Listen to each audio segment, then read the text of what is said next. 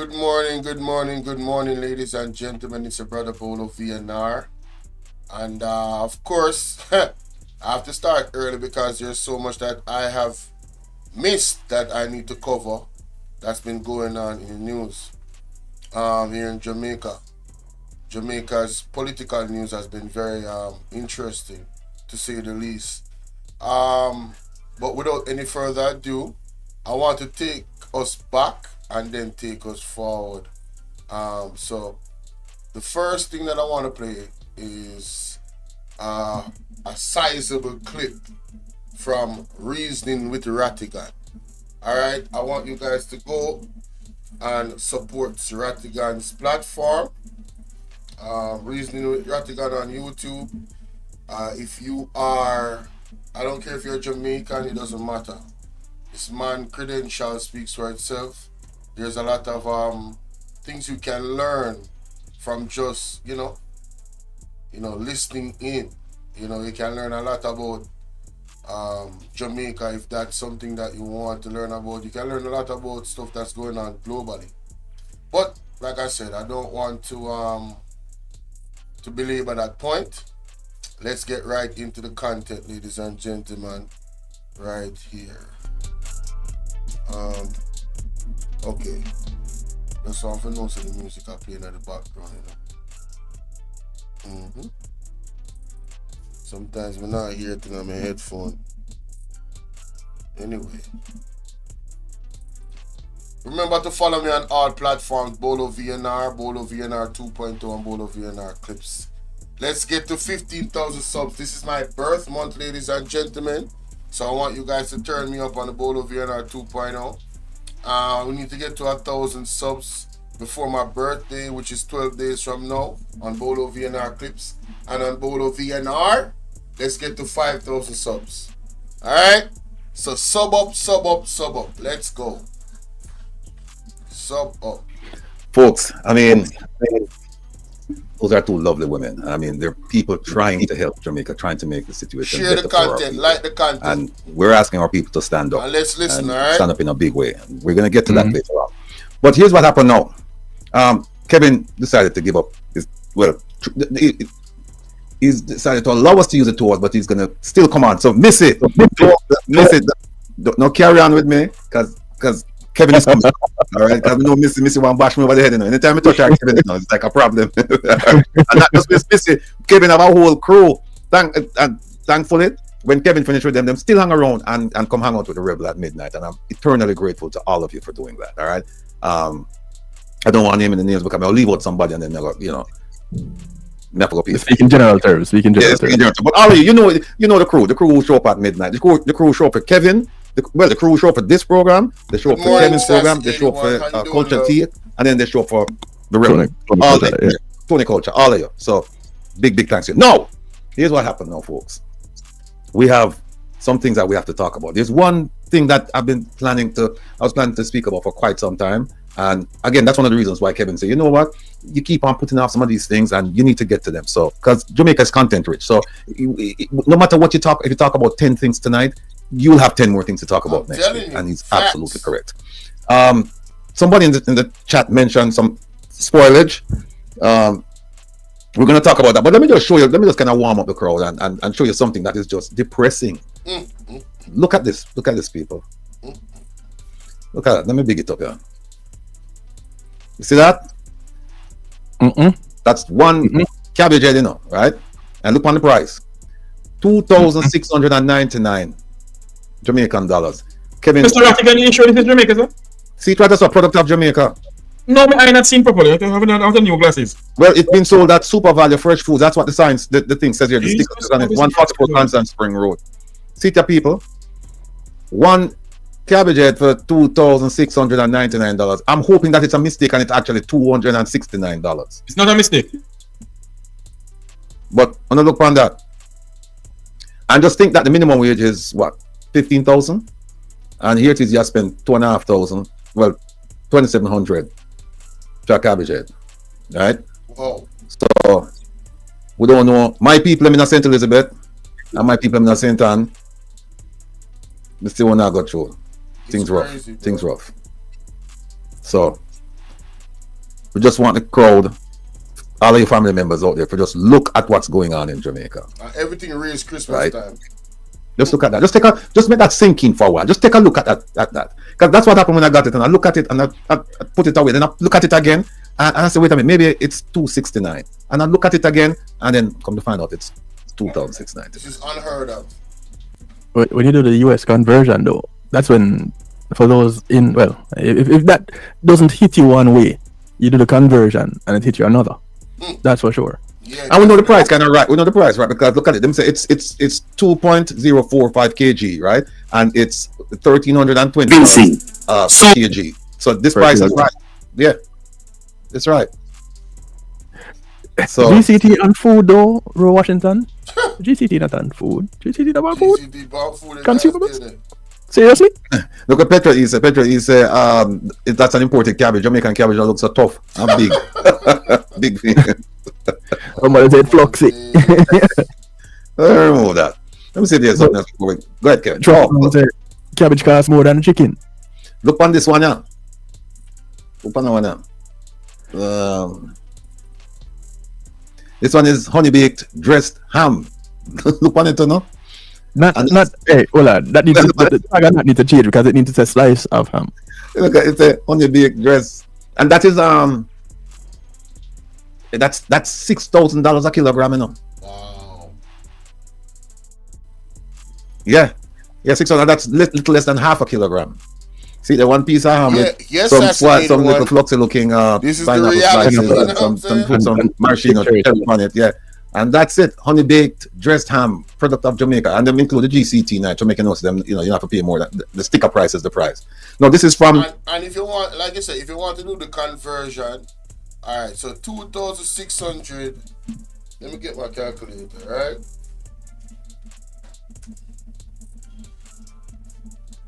Progressive Foods in Brighton, in St. Catherine.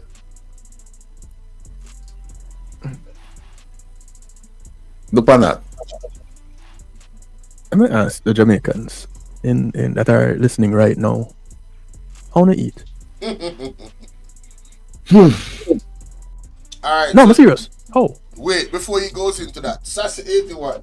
That cabbage that you saw is $17 US. When you use the conversion, it becomes $17+ for one head of cabbage, one head of lettuce. 17 US. Over 17. As a matter of fact, it's almost 18 US when you do the conversion. I kid you not. This is the reality in Jamaica right now. Food is through the roof. So you see, when I come on here and I talk about Jamaica, this is why. There's a lot going on. And the reason why this is happening is because the government has neglected the agricultural sector. What they have done is, they have not done proper preparation for this climate change that they were talking about the whole time. Right? They have not put enough money into helping the farmers recover. They have not put enough money into helping the farmers them use innovative ways so as to not be hit too hard or, by these weather conditions. That is what has happened. They have not been proactive. But what they have done is they have increased their revenue in terms of how much they get paid as politicians all across the board. Well, almost all across the board. They went from they raised their pay up last year to a 200% and in some cases to a 300% increase. And the Prime Minister also promised with that raise that we would get better performances. Now, I'm going to be laying down the law today. I'm telling you, I'm going to be live for a while. So let me just play this because there's a bigger part of this that I want to get to. All right, I got a lot to talk about because I've been MIA, my internet, my computer not working, all types of foolishness.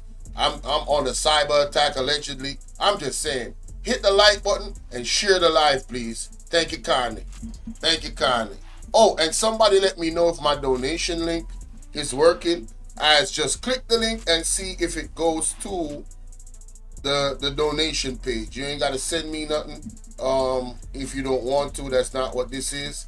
I just want to know if the link is working, y'all. All right, please. Because last night I was live. Beautiful One was saying it's not working. So please let me know if it's working now. Thank you. Because anybody that is surviving in Jamaica right now, not thriving, surviving in Jamaica, can go to another place in the world and thrive. Because if you can make it happen when you have 4,000, you're spending $6,000 on a head of lettuce, a head of cabbage, and a slice of ham. You don't pay rent yet, light, water, transportation, school fee for the kids if you have kids. Yeah, OT, I did that math. That's what I'm saying. If the Jamaica price don't get you, the US price will. Exactly. So Jamaicans, how do you eat? How do we eat? Imagine somebody literally asking how we eat. I don't know. You know what? For the prices This is so depressing. We could just move on to this story. Yeah, please move on. Please. Wait, Simon, who this? Simone, where? Oh, yeah. The to find the GoFundMe, you want to go to, you can do stand up, and I know on Instagram. Who's in charge of protecting Jamaica's borders? Listen to this. Very important. Let me just ask you, if you know. Sassy 81, you're going to definitely appreciate this dialogue. Who is responsible for Jamaican borders? And I had no idea. I was in the chat like, I don't know. Is there a border? Do we even have protection? It's like Jamaica borders to me is like a free-for-all. You can just run right through it. You know what I'm saying? I don't see no protection on our. I'm sorry, no disrespect to who might be out there doing their job or whatever. I am sorry now. I apologize, but I don't think there is one, either enough protection, or two, any at all. That's just me. But let's continue. And you know what? I won't even ask you to name me the agencies. Just tell me the number. How many agencies are responsible for protecting Jamaica's borders? Because if I ask for the names, 99.99% of you will get it wrong. Oh, facts. So when you say the organizations are how many? You mean it's more than one? Isn't just the Minister of National Security take care of that? Agencies, not ministries. How many agencies? So okay, the agencies in how many entities in Jamaica are responsible for protecting Jamaica's borders? Let's see, the Coast Guard. Bolo said, no clue. I didn't even think our borders are protected. Hey, that's not a bad answer. Yo, what about the serious? Bolo. Yeah, there's another one. Monica said. You hear what you said a while ago? That was me in the chat. I said, I have no clue. I didn't even know our borders were protected. Listen to his response. That was me in the chat. I was literally watching. In real time. It was live. I was watching in real time. Like, wait a minute. Let's see, the Coast Guard. Bolo said, no clue. I didn't even think our borders are protected. Hey, that's not a bad answer. Yo, that's what about the serious. You hear what I'm saying? That's not a bad answer. My boy said it's funny, but it's serious. Regine, listen me, no man. Only like and share the video here. Bolo, yeah. There's another one. Monica said the Don control. Yeah. OT said Minister of Security. OT, I'm talking about entities now. Yeah, JCF and Jamaica Customs are two. The Coast Guard. You can't leave out the Coast Guard. All right. Let me go to the answer. It's the JCF, the JDF, and Customs. So who the Coast Guard fall under? Coast Guard would fall under Customs because they have the Marine Police. You have the Marine. You have the Marine under they have the Marine Police under JCF. And then you have the JDF, they have their own marine thing. Customs, they have their own. And the Coast, I think the Coast Guard come under Ministry of National Security. As does the JCF. Here's why. I said 3 and you didn't answer. Dirt, you're killing me now because Dirt. Dirt, when me talk sometimes, I close my eyes, so I don't even really look on the screen. So blame Kevin. All right? But I'm going to show you something. All right? There is a group of people. Listen to this. Maybe it was a group of people. Listen. Called Port Management Security Limited. Julian, and what's up? They've been trained to intercept guns, illicit drugs, and other contraband from entering through the seaports. And not too long ago, their jobs, they were being made redundant. And here's one article that Mr. Fitzjackson took on this issue. And they say, but if these people have been trained to ferret out these things, then who's going to take over if we get rid of them? And there it is. Here it is. Their success in intercepting legal goods was not solely due to the collaboration with the JCF and Jamaica Customs, but also owed greater to the specialized skill set and professionalism of their team. So that was one issue. Here is Mr. Fitzbay again asking to address the job security, because he's saying, look, our borders are porous. These people are great at doing what they're doing, and so we need to have them continue doing what they're doing. I don't recall what's happened since then. This was March of this year. Here it is, Mr. Fitzjackson again. He's taking on the spite, and the government was going to take over port management security and put it under customs. And so there was some issue there.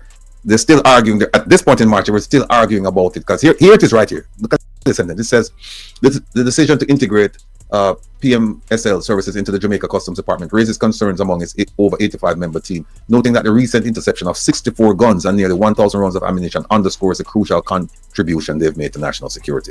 So that was their role. They had a specialized skill set. So and recently there was some in the news, allegedly there was some barrels of gun that was found. If I'm not mistaken, I got some message about that. Yeah, the borders, the ports, Jamaica is fully corrupt, fully. Let me see, which one is this? And there in May, they were supposed to meet with them. These are some of the guns that they found in Montego Bay, to discuss the future of their jobs. Now, I don't know. And now in June, 6 of them to lose jobs. There it is right there. So the entity that has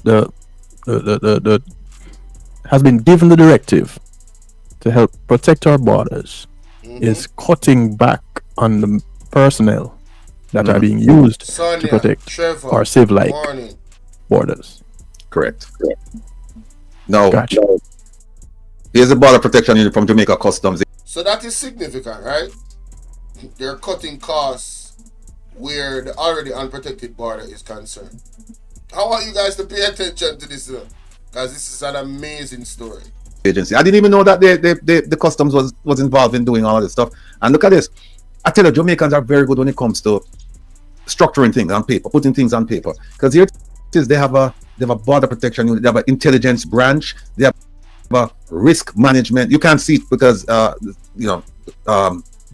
can't enlarge it on my screen, but I can tell you, just take my word for it. They have a risk management branch, they have a contraband enforcement team branch, and they're going on, and they started when the US government started making noises about Jamaica being a transshipment point, and so they decided that they're going to form this group, and this group will be responsible for along with the other groups to defend Jamaica's borders. And it says they're going to secure the borders and safeguard citizens, and they're going to partner with JCF, JDF, Coast Guard, Port Authority, Ministry of National Security, blah blah blah blah blah blah blah. So that's one of them, right? That's what Customs is responsible for, protecting our borders. Now, I hope you guys remember, maybe you don't remember, in July of this year, there was a breach at the Sangston International Airport, and flights were cancelled, emergency protocols initiated, disruption, because they thought that a firearm had passed through the pre-boarding screening machine section, and so they closed on the whole thing. And Minister Va said, I want a review of security at Jamaica's airports, all of them. And remember, we talk about the airports, right? That is not 3, It's about 17 airports in Jamaica. Wow. So I want 17? all the airports. I want an assessment, security That. assessment done. Now, here's one of the problems. The Chinese, they manage the Freeport out at what, Newport East, Newport West. They manage that. What kind of security is out there? Who's in charge of the security out there? The Chinese. How do we know what's being brought in? Exactly. When? From where? For what purpose? Especially if you're talking about consumable, items like food stuff, cigarettes, and all that stuff. Right. Do we know if some of those things are tested to make sure that our people are not being poisoned? Hey. I don't know if they've done that. Talk to them. Here's another one. Our former police commissioner signing Interpol agreement. These are all very pertinent questions, ladies and gentlemen. Gathering stuff. Nah, forget about that. Very pertinent. No, that's the one I just showed you, the border protection unit. I'm showing you all this because we're going to get to something that's going to shock you. Yes. Now, here's where our Prime Minister said that his administration has made the largest investment in the country's border security. And he gave a wonderful speech. He said, now we have vessels to prevent illegal entry. And we're going to be doing this, we're going to be doing that. But even with the state-of-the-art boat that he has there, the Haitians are still coming into Jamaica using rafts. I don't understand how is it that you have a raft out there with some people and you have... How is that? How do you have a border security? Right? How do you have a border security? And people are coming through, and I'm talking about on our shores, and you have people coming through rafts. I'm talking about, man. But guess what? They have, cut back on the resources, so yeah. It makes sense, right? Cut back on the resources means less manpower. So yeah, let's continue. The state-of-the-art boat with the radar, and then can't pick up nothing. And in fact, in this speech, he says, now we have several vessels of extensive capacity, not just to prevent illegal entry, which we do quite a bit, and we do now serious work to ensure that we don't have a massive migration flow from Haiti and other countries. Nonsense. Absolute nonsense, people. Nonsense, bro. Which one is this? Come on, man. This is September 2023. He says we're bolstering our border. It says we're moving to strengthen our capacity to protect our borders from the increasing flow of guns and drugs from North America and other parts of the world. More talk. Here's customs. See? For those of you who didn't believe me when I say customs are protect borders, them have them both here now. Jamaica Customs Agency advancing its border protection capabilities. And in their fight against illegal activities, they're training people, and they're doing this, and they're doing that. We're getting there, people. And here's this Prime Minister again saying we're gonna bolster our border security to stem the flow of illegal guns. That's a border protection one. We talk about that. And look at this one. Jamaica pours 11 billion into border security, including coastal radar. Sheesh. Right? 11 billion. That's a lot. This was 2018, folks. 2018. Huh? March 29, 2018. Facts and evidence. Right? We're getting there. Stay with me. Stay with us. More nonsense from the Prime Minister. Oh, let's forget that one there. Not that. All right. Here's one. 185 pounds of cocaine seized at Norman Manley International. And don't forget, remember the one that the big seizure over at Boscobel, Ian Fleming Airport, where we were promised that arrest would soon be made by our former Deputy Police Commissioner, Mr. Fitzbailey, who's now, I think, acting police commissioner down in the Turks and Caicos. I don't think the Turks and Caicos people did their due diligence. But he said that he was going to make arrest, that the JCF was on the verge of making arrest for years now. And nothing has happened. And if you notice, they're finding drugs all over the airport. But tell me, when was the last time you hear them arrest somebody? That part. You always hear them say they're going to. They want to. Nothing happens. No, this is an indictment on us, the Jamaican people, to be honest with you. We have they just... Listen to what the man just said. who is, like, where's the journalism? Like, you know what I'm saying? Yo, this is crazy, bro. Why do I go through all the trouble to show you all of that and talk to you about our border security? Not to mention, you know, the ports. We didn't talk about the ports yet. Why do I go through all of the trouble and tell you all of that? Because, wait there. I'm going to show you a document now that would have solved all of these problems. See the problems at the airport, where they can't, people, drugs show up there and they can't figure out who brought the drugs there, no arrest, not like that. All right.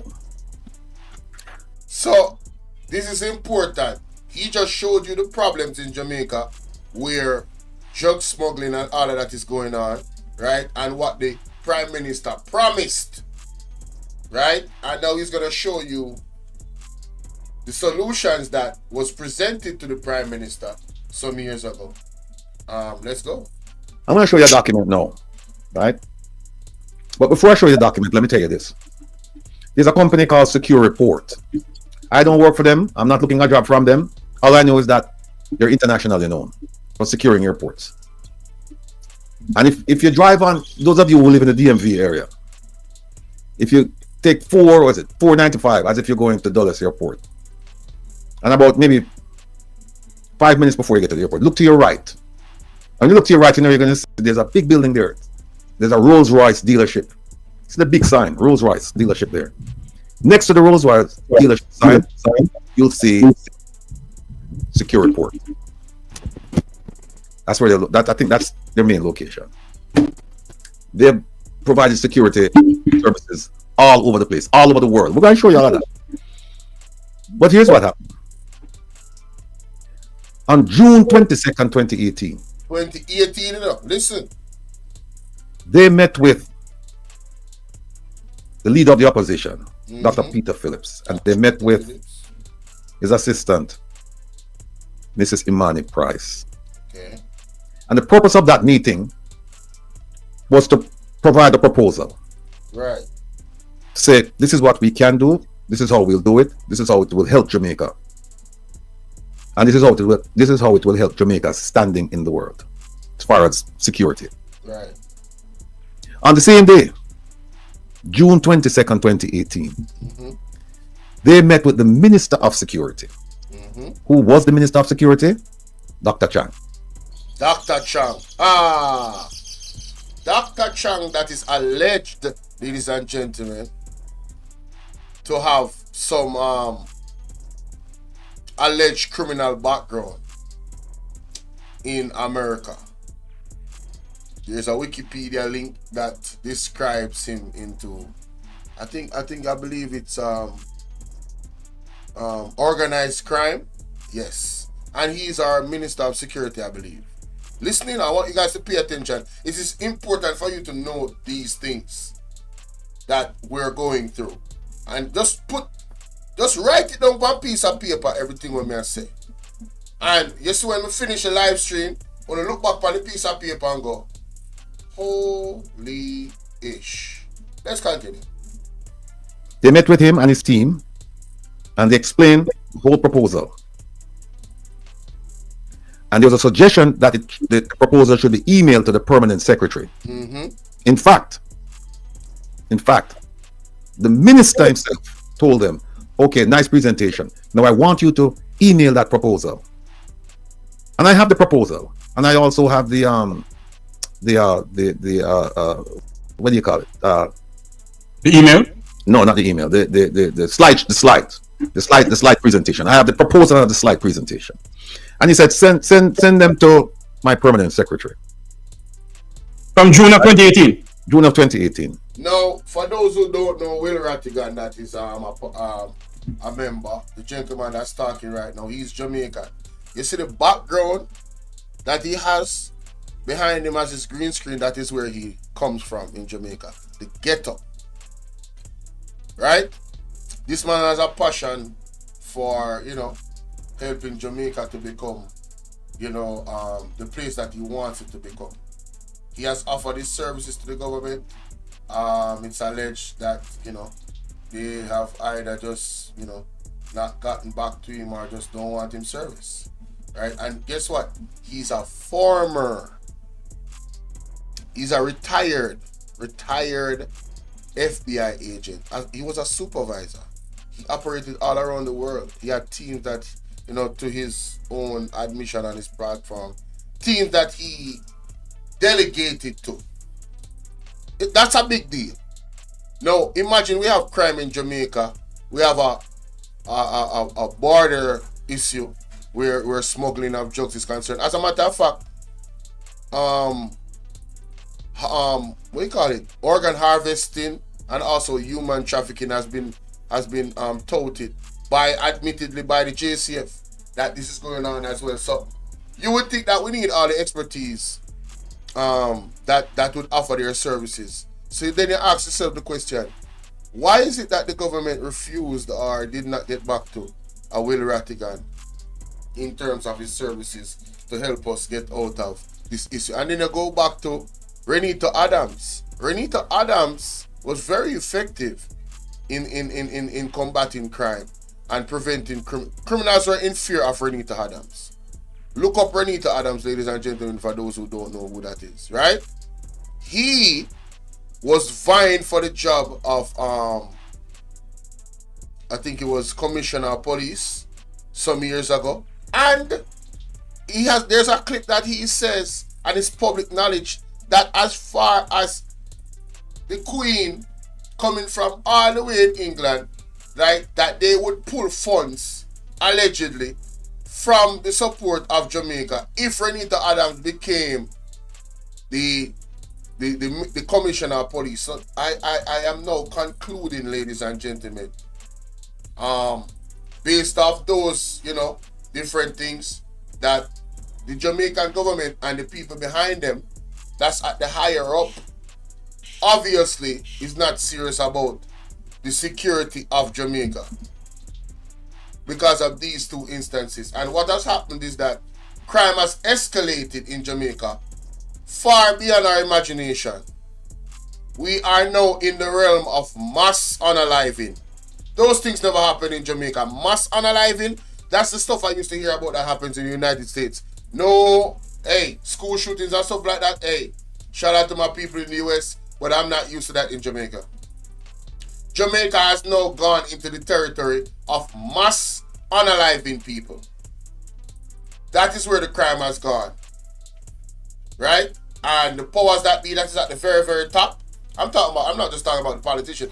I'm talking about the unseen hand. At the very, very top is to be blamed for the present condition of Jamaica. But let's continue with the story. Let's go. Wait a minute. The email was sent 45 minutes after that meeting, not 45 days after. Remember, they met with the leader of the opposition and his assistant, and they said, this is what we're going to present to the government. Then they met with the government, they met with the Minister of National Security, said, this is what we'd like to offer you. And he said, you know what, nice, I like it. Email it to my permanent secretary. 45 minutes later, it was sent to the permanent secretary. On the same day, all of this took place on June 22nd, 2018. Same day, they met with a gentleman by the name of Nari William Singh. He's in charge of Civil Aviation Authority. He was in charge. I don't know if he's still there. He's still there. You know the name? Yes. Okay. Now, 3 months went by.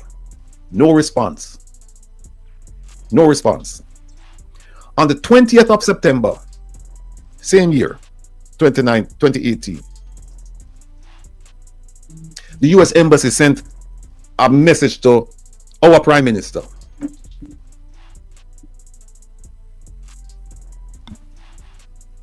For him to meet with secure port people, because the U.S. Embassy, remember now, the Jamaican government has been interacting with its international partners regarding border security.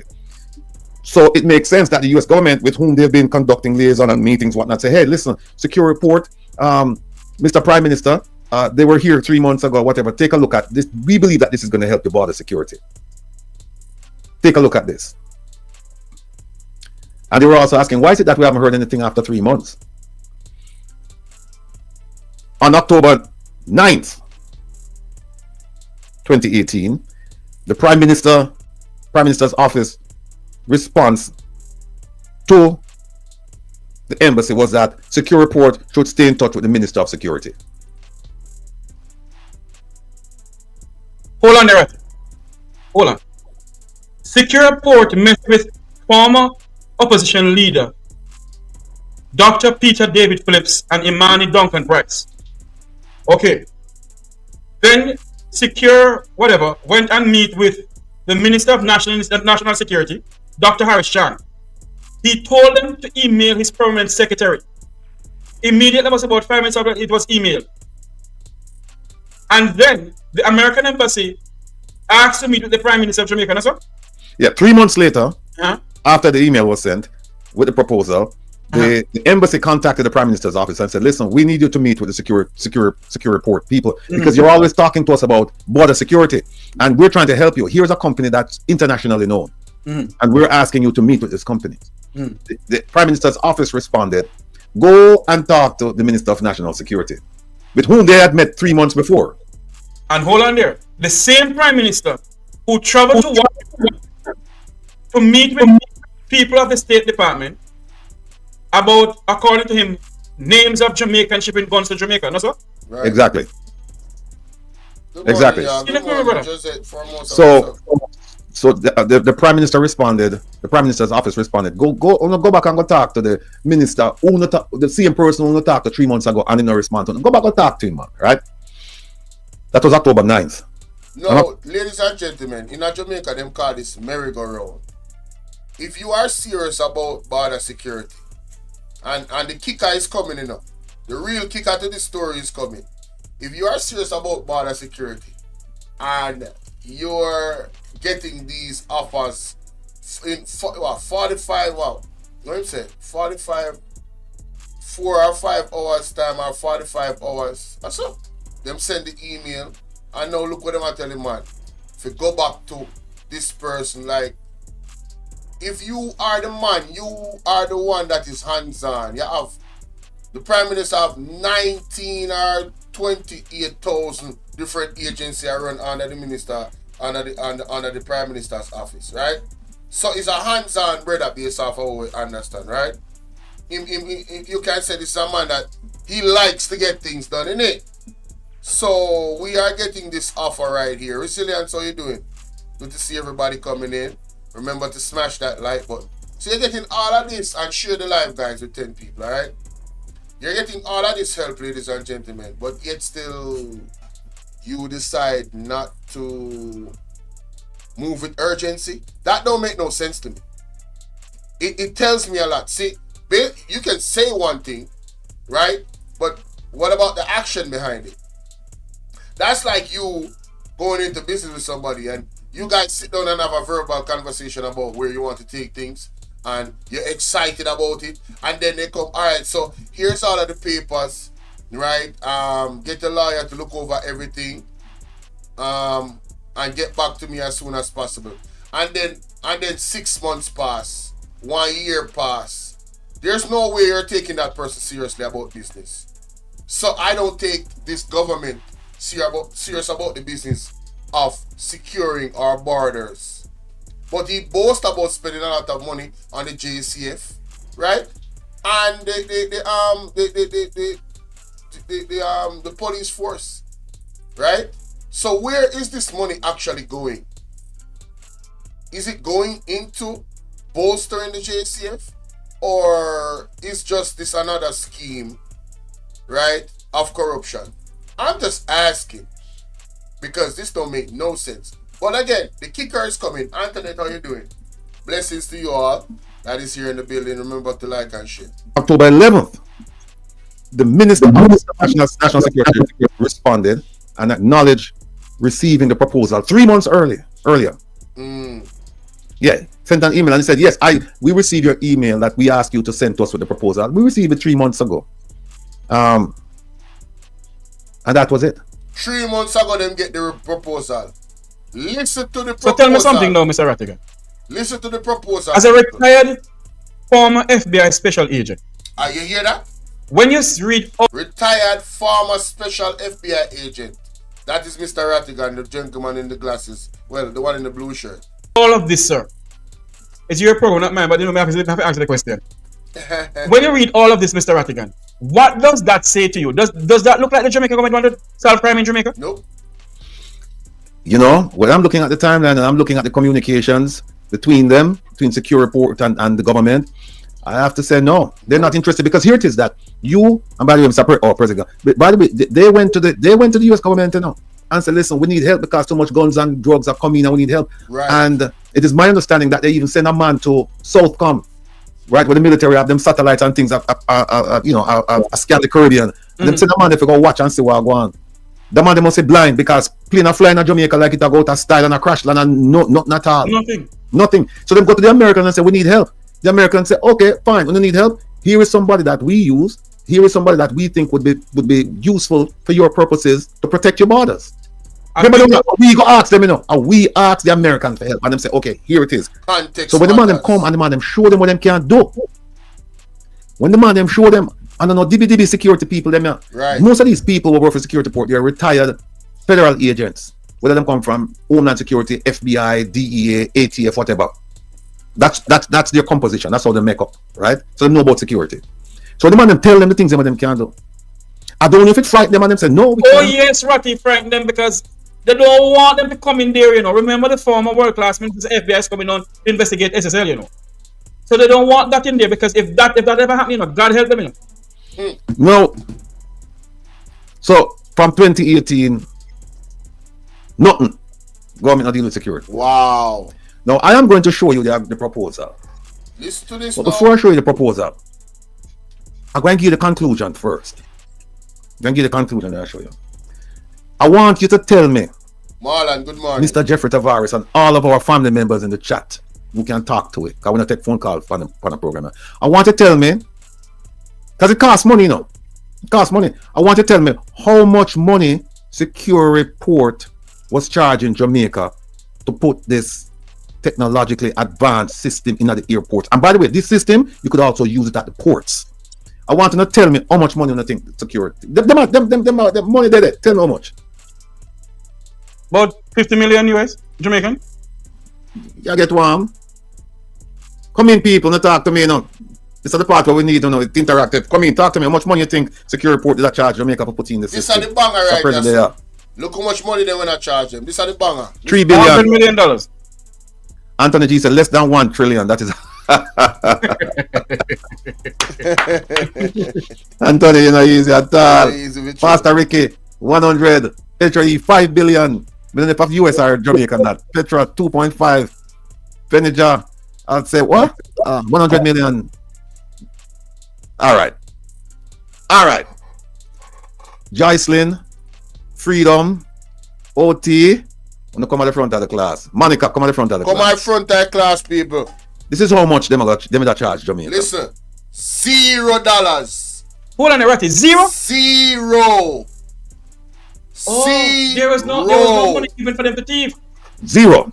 No money at all. Here is how the deal was structured. Listen to his deal.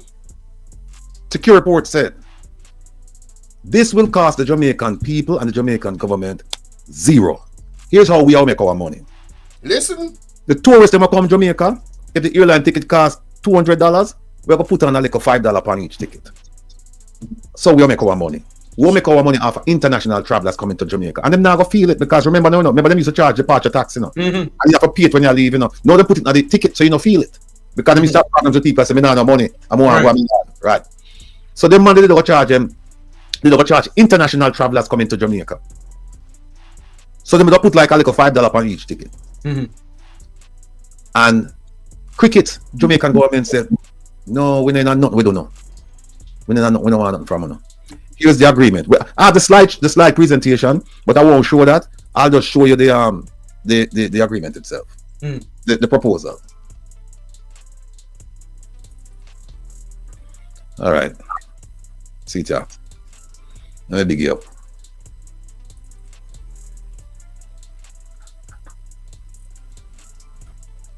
And you're going to see the things them man have planned to do.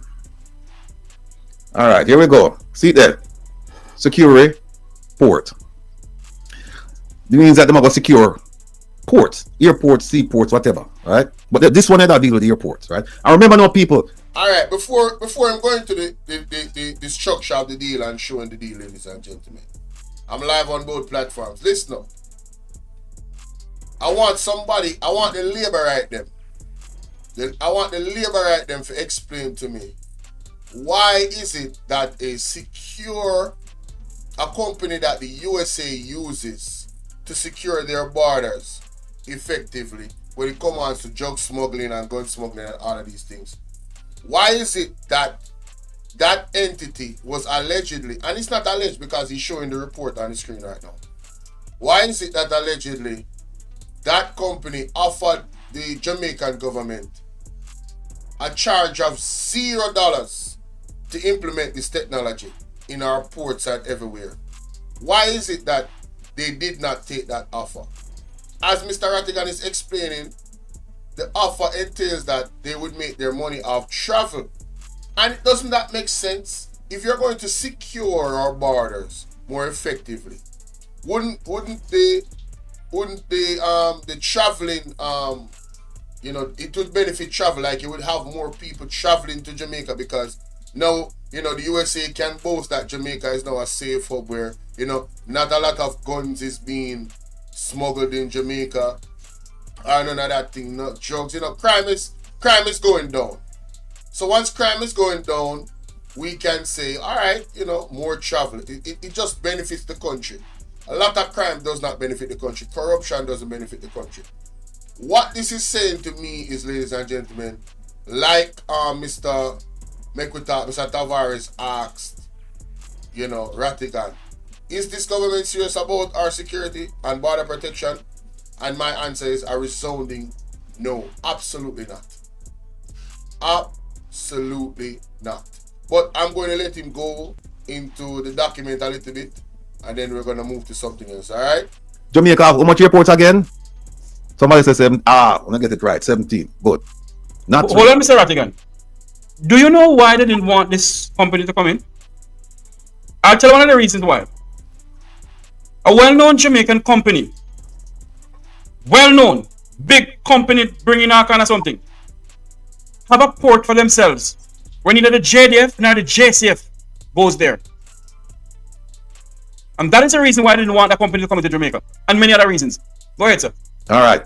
So here it is, and it's a proposal to the government of Jamaica for civil aviation and immigration security services. Right? This is the main office, but like I said to you, there's one out on 495. If you know the DMV, you see it out there. And see it here, proposal to the Jamaican government, and it blah blah blah blah blah. Tell you all of them things there. But let's go through some of the things then. All right. Oh, first of all, I could go to the testimonials and awards. I could go write this up. So we're showing the stand on the little DBDB people them here. All right. Wait there. So this secure report, the company, them link with overseas entities like Interpol. Them well connected, like it's like different agencies working with each other. Why wouldn't they take this offer? Make that make sense? All right, 15. All right, okay. See who they write us now. See it now. Testimonials and awards. So now, somebody come and say, "Oh, I want to give you this." Sonny, you want to know who them people are? A fly-by-night people. But so they're not fly-by-night because the U.S. government has said, "No, you ask us about security." So the company are. All right. See, let them get what that one offer. Best biometric identification solution. All right. Interpol give them one. Right? And then we're going to now. This is a Frankfurt International Airport. Rose place this. In Germany? Germany, yeah. It says that them install the system then. Ultrasonic fingerprint scanning, automated fingerprint identification system, and blah blah blah. A whole bunch of things the man put in the German airport. Them use a German company, secure report them use. Alright? We'll keep going down. See another one, yeah? Which company? US government procurement. Them use them there, so. Right? Department of Justice. Use them. DEA, do some research with them. See right there saying no, DESC. They say the Drug Enforcement Administration is intending to award a cost-sharing research and development contract with a contract experienced in ultrasound, fingerprint biometrics, blah blah blah blah. And them go on and on and on. See another one now. The Army, U.S. Army, use them. Department of Defense, use them. All right. I can keep going. Reagan National Airport, use them. See it right there, so?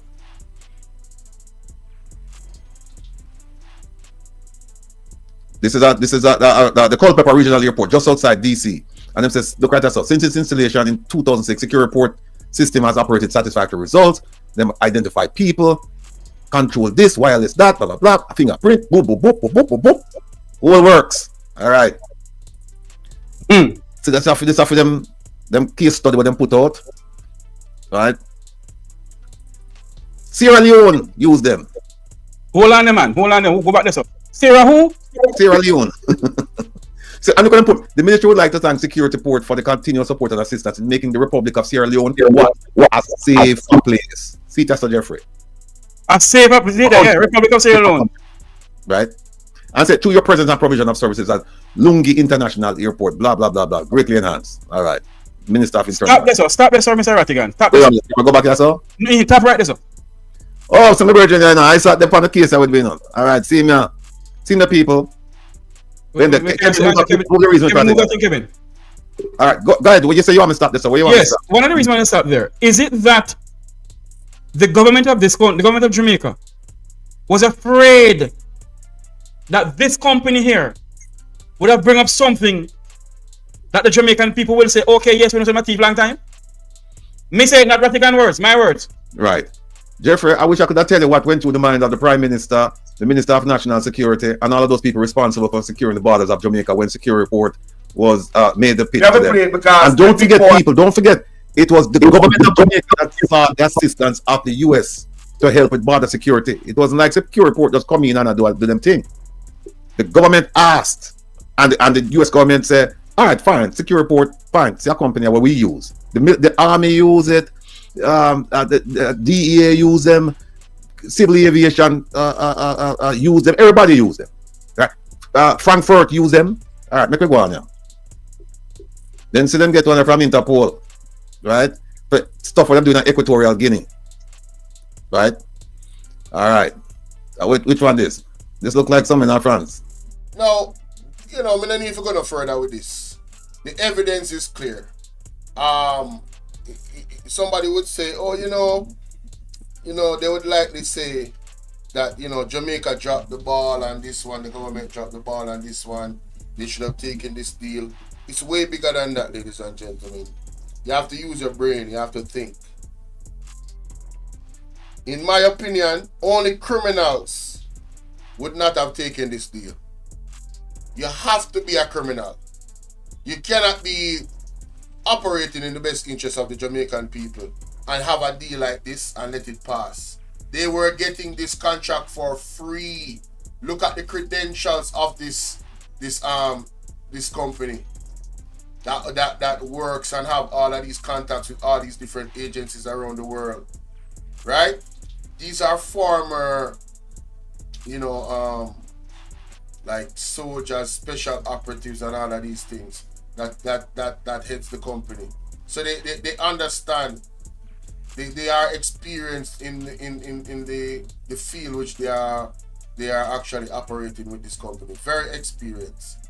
So there's no good reason outside of these people have to be criminals. These people have to be criminals. Money was not the issue because they were not charging them. So I'm gonna leave you guys with that. In terms of this reaction, we're gonna go on to something else because there's a lot going on in it, and I haven't been able to cover it for obvious reasons which I have explained.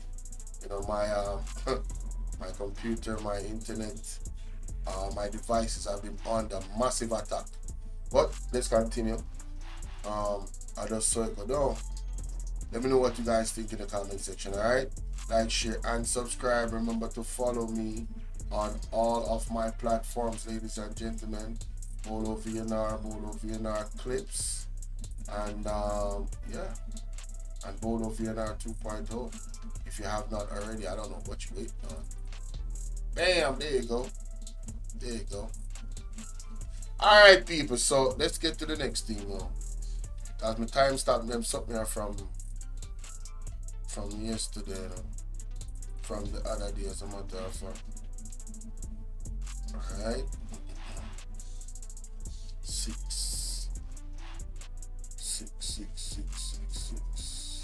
6 minute mark. Alright, right here, sir. Alright, so ladies and gentlemen, in the recent times with the IC report, and all of these things that have come out, you know, I just want to send a reminder to all leadership, everybody. It doesn't matter what side you're on, JLP, PMP, UIC, everybody. Wanna clip up this part and tag the leader we wanna follow. Whether Mr. Golden, it no matter. People in lower heads of government, it doesn't matter. All of them need to hear this message right here, so from Pastor Shuttleworth. Let's listen. So much, but nonetheless, let us look at the Word of God. We went to the easy to read version. One of the reasons I've been led to do that is for us to sort of be able to relate to some of the things a little bit easier, especially some of that which happened to Job earlier, and some of the things that were recorded, documented, that would have happened, and the time would not allow us to sort of unpack some of them. But I must, though, start with the last part of Job chapter 1. It's very interesting that Job, with the calamitous situation that confronted him, that befell him, yes, he literally lost his children, lost his wealth. Yes, he lost his children, lost his wealth, and also to a certain extent lost his marriage, lost his wife, because his wife was one of his greatest support as well. And we saw where the wife would say to him, why don't you curse God and die? That was coming from someone who gave up hope in God, someone who despaired and really backslid. If ever there is an example of someone who backslid, it would be the wife, in terms of what came from her mouth. The Bible tells us that it is not what goes in that defiles, but that which comes out. And of course, for someone who has loved the Lord and served the Lord for all his life, and would have recognized that his success, the respect, the regard that he had, the region-wide acclaim, not just national acclaim in that land of Oz, but also the region-wide acclaim that came to him, was not because of anything that he has done, yes, in and of himself, but because of the grace and mercy. Interestingly, Satan recognized that and was able to chronicle that, was able to recite that in the presence of God as well. And so we're letting persons understand, even in this season and at all, with all that is happening right now, as you are listening, that all that you have accomplished. We're speaking to the Minister of Education as well. Whatever other responsibilities that would be placed before her to execute. We're speaking to the Prime Minister, all the members of Parliament. We're speaking to all politicians on both every politician on the listen up sides. We're speaking to every single human being listening right now. Listen. That all that you have accomplished, share the live, guys, all that you possess, would have been made possible because of the grace of God. Even Satan recognizes that. And therefore, those of us who think that it was as a result of our own strength, ingenuity, our own skill and innovativeness, and we like to talk about resilience, that it's as a result of that we have accomplished whatever. Let us get it right. If it weren't for God, none of what you have accomplished, none of what you have attained, the strides that you have made, the successes, would not have been possible. The Bible tells us, according to Deuteronomy 8, that it is He who gives us the power to gain wealth. But not just to gain wealth, but it is He who has given us life. And so we're going to the last part. Yes, I'm always glancing at the time because I realize time is running out. So let's see how best we can sort of encapsulate this. So we go to the last part. And he said, that's Job now. When he heard all the calamitous, cataclysmic occurrences that befell him in a matter of hours, being demoted from hero to zero, just like that, from hero to zero. And Jonas, God can demote you from hero to zero in a matter of moments. Humble yourself here. I am monkey climb easier for you expose. Ball head Wayne, what's going on, bro? I'm on 2.02. He had no clue as to what really was happening behind the scenes, and we're going to talk about that a little bit. But let's talk about the disclosure that came from his mouth. He says, when I was born into this world, I was naked and had nothing. I'm pausing there. I wonder if the Prime Minister is listening. I really encourage him, invite him, someone to record this and send it to him. The leader of opposition, the parliamentarians at large. People, when you hear that, when you can record this, we're going to play it back in. When you can record this and send it to Andrew on this. All our politicians, them, they need to be reminded about this story of Job. This powerful story about Job. You guys need to be reminded. He says, when I was born into this world, I was naked and had nothing. I'm pausing there. I wonder if the Prime Minister is listening. I really encourage him, invite him, someone to record this and send it to him.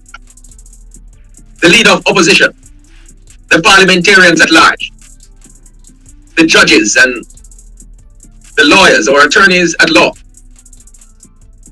the wealthy people in Jamaica, the bankers, the businessmen and women, successful ones especially, the well-learned persons in academia, everybody, such as those in the various universities and colleges. Nobody is beyond. I'd like someone to record this and send it to them.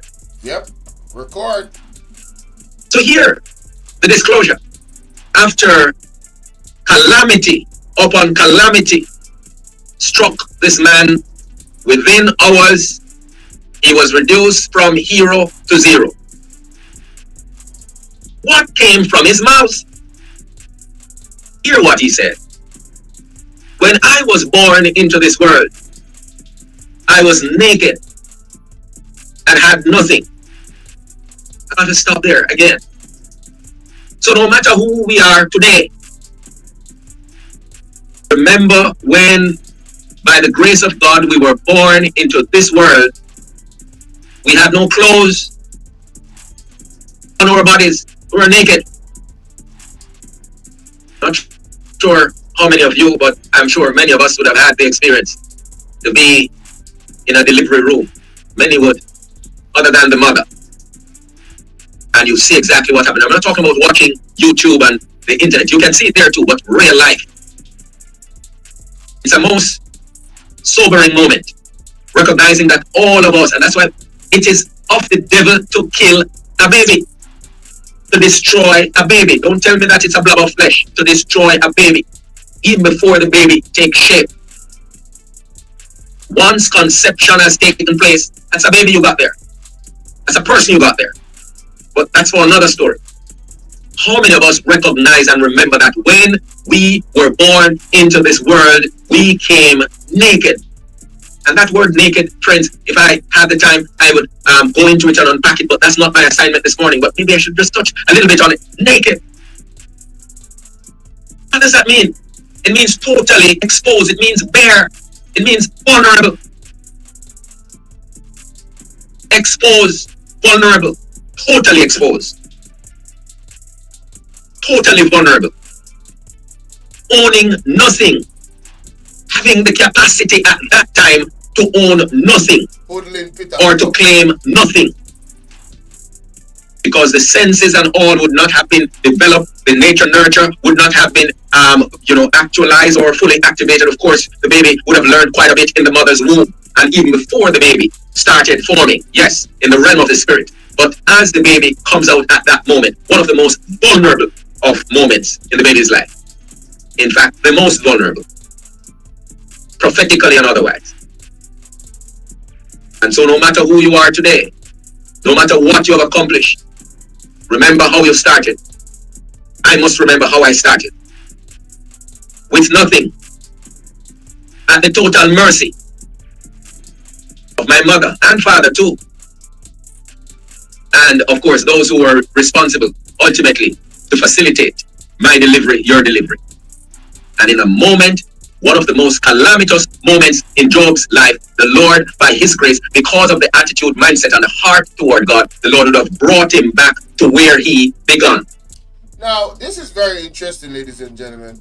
If we could live our lives in that humility of understanding that we were at the mercy of first God in the formulation in the womb for us to become a human being.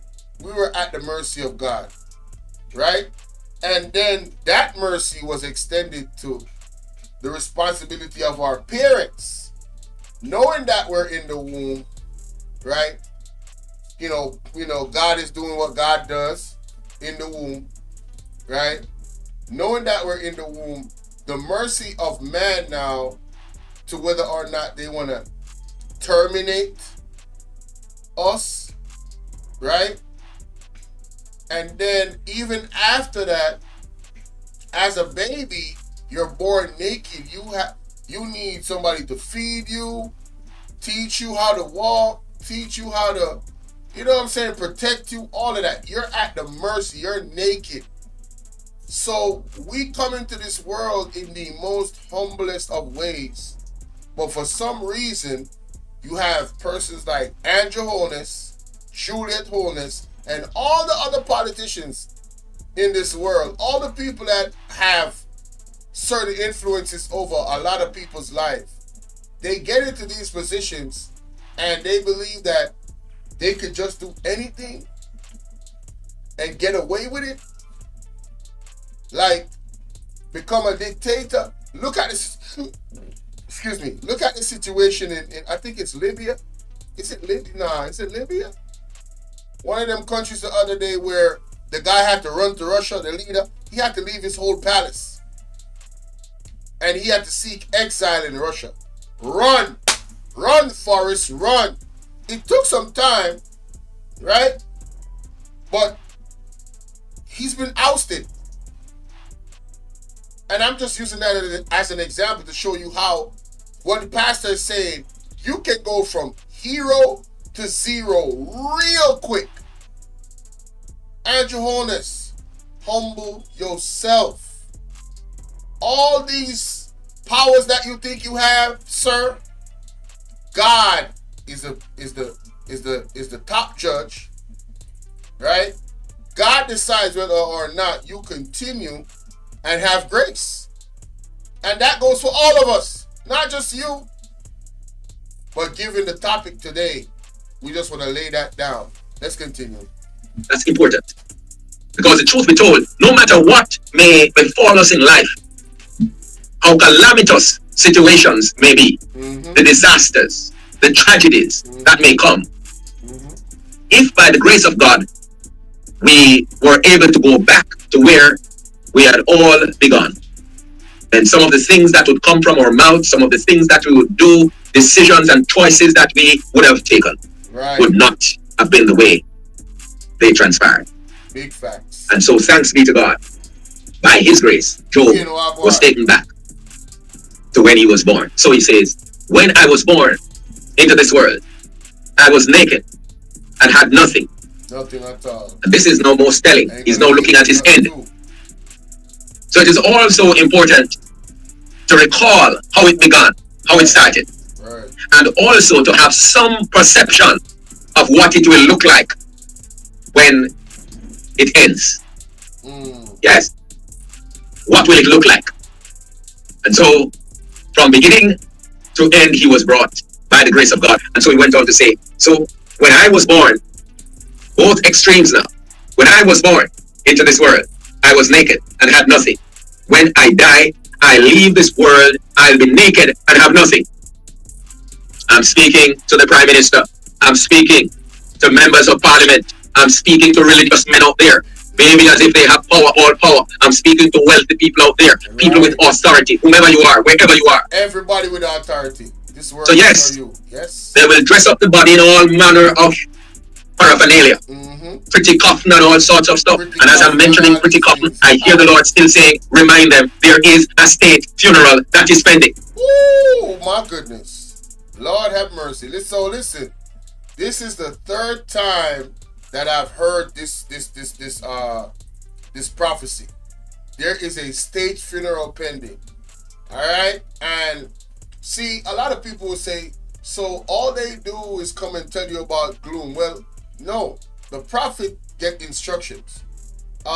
This is the time of judgment, so the instructions is about judgment, and God is so merciful. God gives you a lot of time to decide whether or not you want to follow His instructions. Which the instructions is, put Jamaica into 3 days fasting and prayer. Declare it, demand it. All right, we're gonna lock down Jamaica, just like how you guys locked us down in the pandemic, right? Lock down Jamaica for 3 days. No business. No business. Fasting and prayer for 3 days. Who want to participate? Participate. Who don't. Right? It's that simple. But it was 7 days. A lot of different pastors told the Prime Minister, warned him, and he has not done it. So now, when you hear the judgment that is going to come because of you being hard of hearing, the Bible says, who that has an ear to hear, let him hear. So now you're hard, you're not listening. You're ignoring God's message. You're ignoring God's word, and you're ignoring God's prophets, calling them false, all different type of things. And then when somebody is unalived in your cabinet, by whatever means that was already prophesied, right? You go, oh, they called down death. No. Nobody called down nothing. They were warning you to prepare yourself, right? And repent, so you will be in a better place. So all the politicians, man, all the people in authority, y'all better listen up. When I die, says Job, and leave this world, I will be naked and have nothing. And hear what he now says. The Lord gives and the Lord takes away. Praise the name of the Lord. That's key there. Because he is now acknowledging who is in control of his life. Mr. Prime Minister, Governor General, leader of opposition, politicians at large. Hey, you hear what he said a while ago? Mr. Prime Minister, Governor General, the opposition leader. And that goes for the UIC president as well, because he's an official opposition leader, innit? Mark Golding, same thing. Listen, everybody. Members of the fivefold, clergymen and women, businessmen, police officers, soldiers, doctors, nurses, immigration officers, and the list goes on. People at large. The Lord gives and the Lord takes away. That's right. All that we have, all who we ever hope to be, all that we accomplish without God, it would not have been possible, even though in many instances we did not regard him. It would not have been possible without God, and Satan knows it. But as he deceived Eve and Adam indirectly, he is and has been deceiving many for generations. So that's just the preamble, but then it's profound, coming from the Holy Spirit. So let's go a little bit. No, this is so deep. Like, so according to the word, the devil literally has to, and I'm gonna close this part of the reaction on this. The devil literally has to have a meeting with God. The angels, they have a meeting, because you ever hear the Bible talks about God having an edge around somebody? So the devil cannot operate where the edge is. Wherever God says the devil cannot operate, he cannot operate. So he has to go into a meeting with God and be like, yo, so where can I operate? This meeting happens regularly. Yo, I want you to understand what is going on right now. There's a delegation of meeting between angels that include the devil, right? Because the devil Once that's why God says, touch not thy anointed and do thy prophets no harm. The devil knows who he can't touch. And this is why God says, humble yourself, come before me and repent. Right? Because God knows the dangers that you're in, and God is the only person God is the only entity that can protect you from the devil in that regard. Right? So you're basically left bare spiritually walking around in sin. Right? And that goes for the politicians as well. So you have these people that are devil worshippers and all of this thing, and they're in clergies and all of that, and they think that the devil is a deceiver. Angels and all of them think that, they can just operate and they have this power. It's called deception. You have no power. You're being deceived. Right? The devil can't protect you from God, but God can protect you from the devil because God is the higher power. Period. And the devil knows it, but the devil will continue to deceive you. Man, listen. I'm not gonna add, take away. I'm gonna leave it right there and go to the next clip. I'm gonna go to the next clip, ladies. Let me just excommunicado these pictures right here off the screen. Marky G. So, next video. Let me see. What's the timestamp? 15 minutes. And yeah, this is what I've been having to do, ladies and gentlemen. To remember all the different things that I want to talk about. Right? Alright, here we go. Me hearing talk warriors.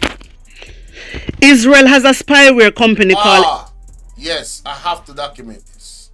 I have to absolutely document this.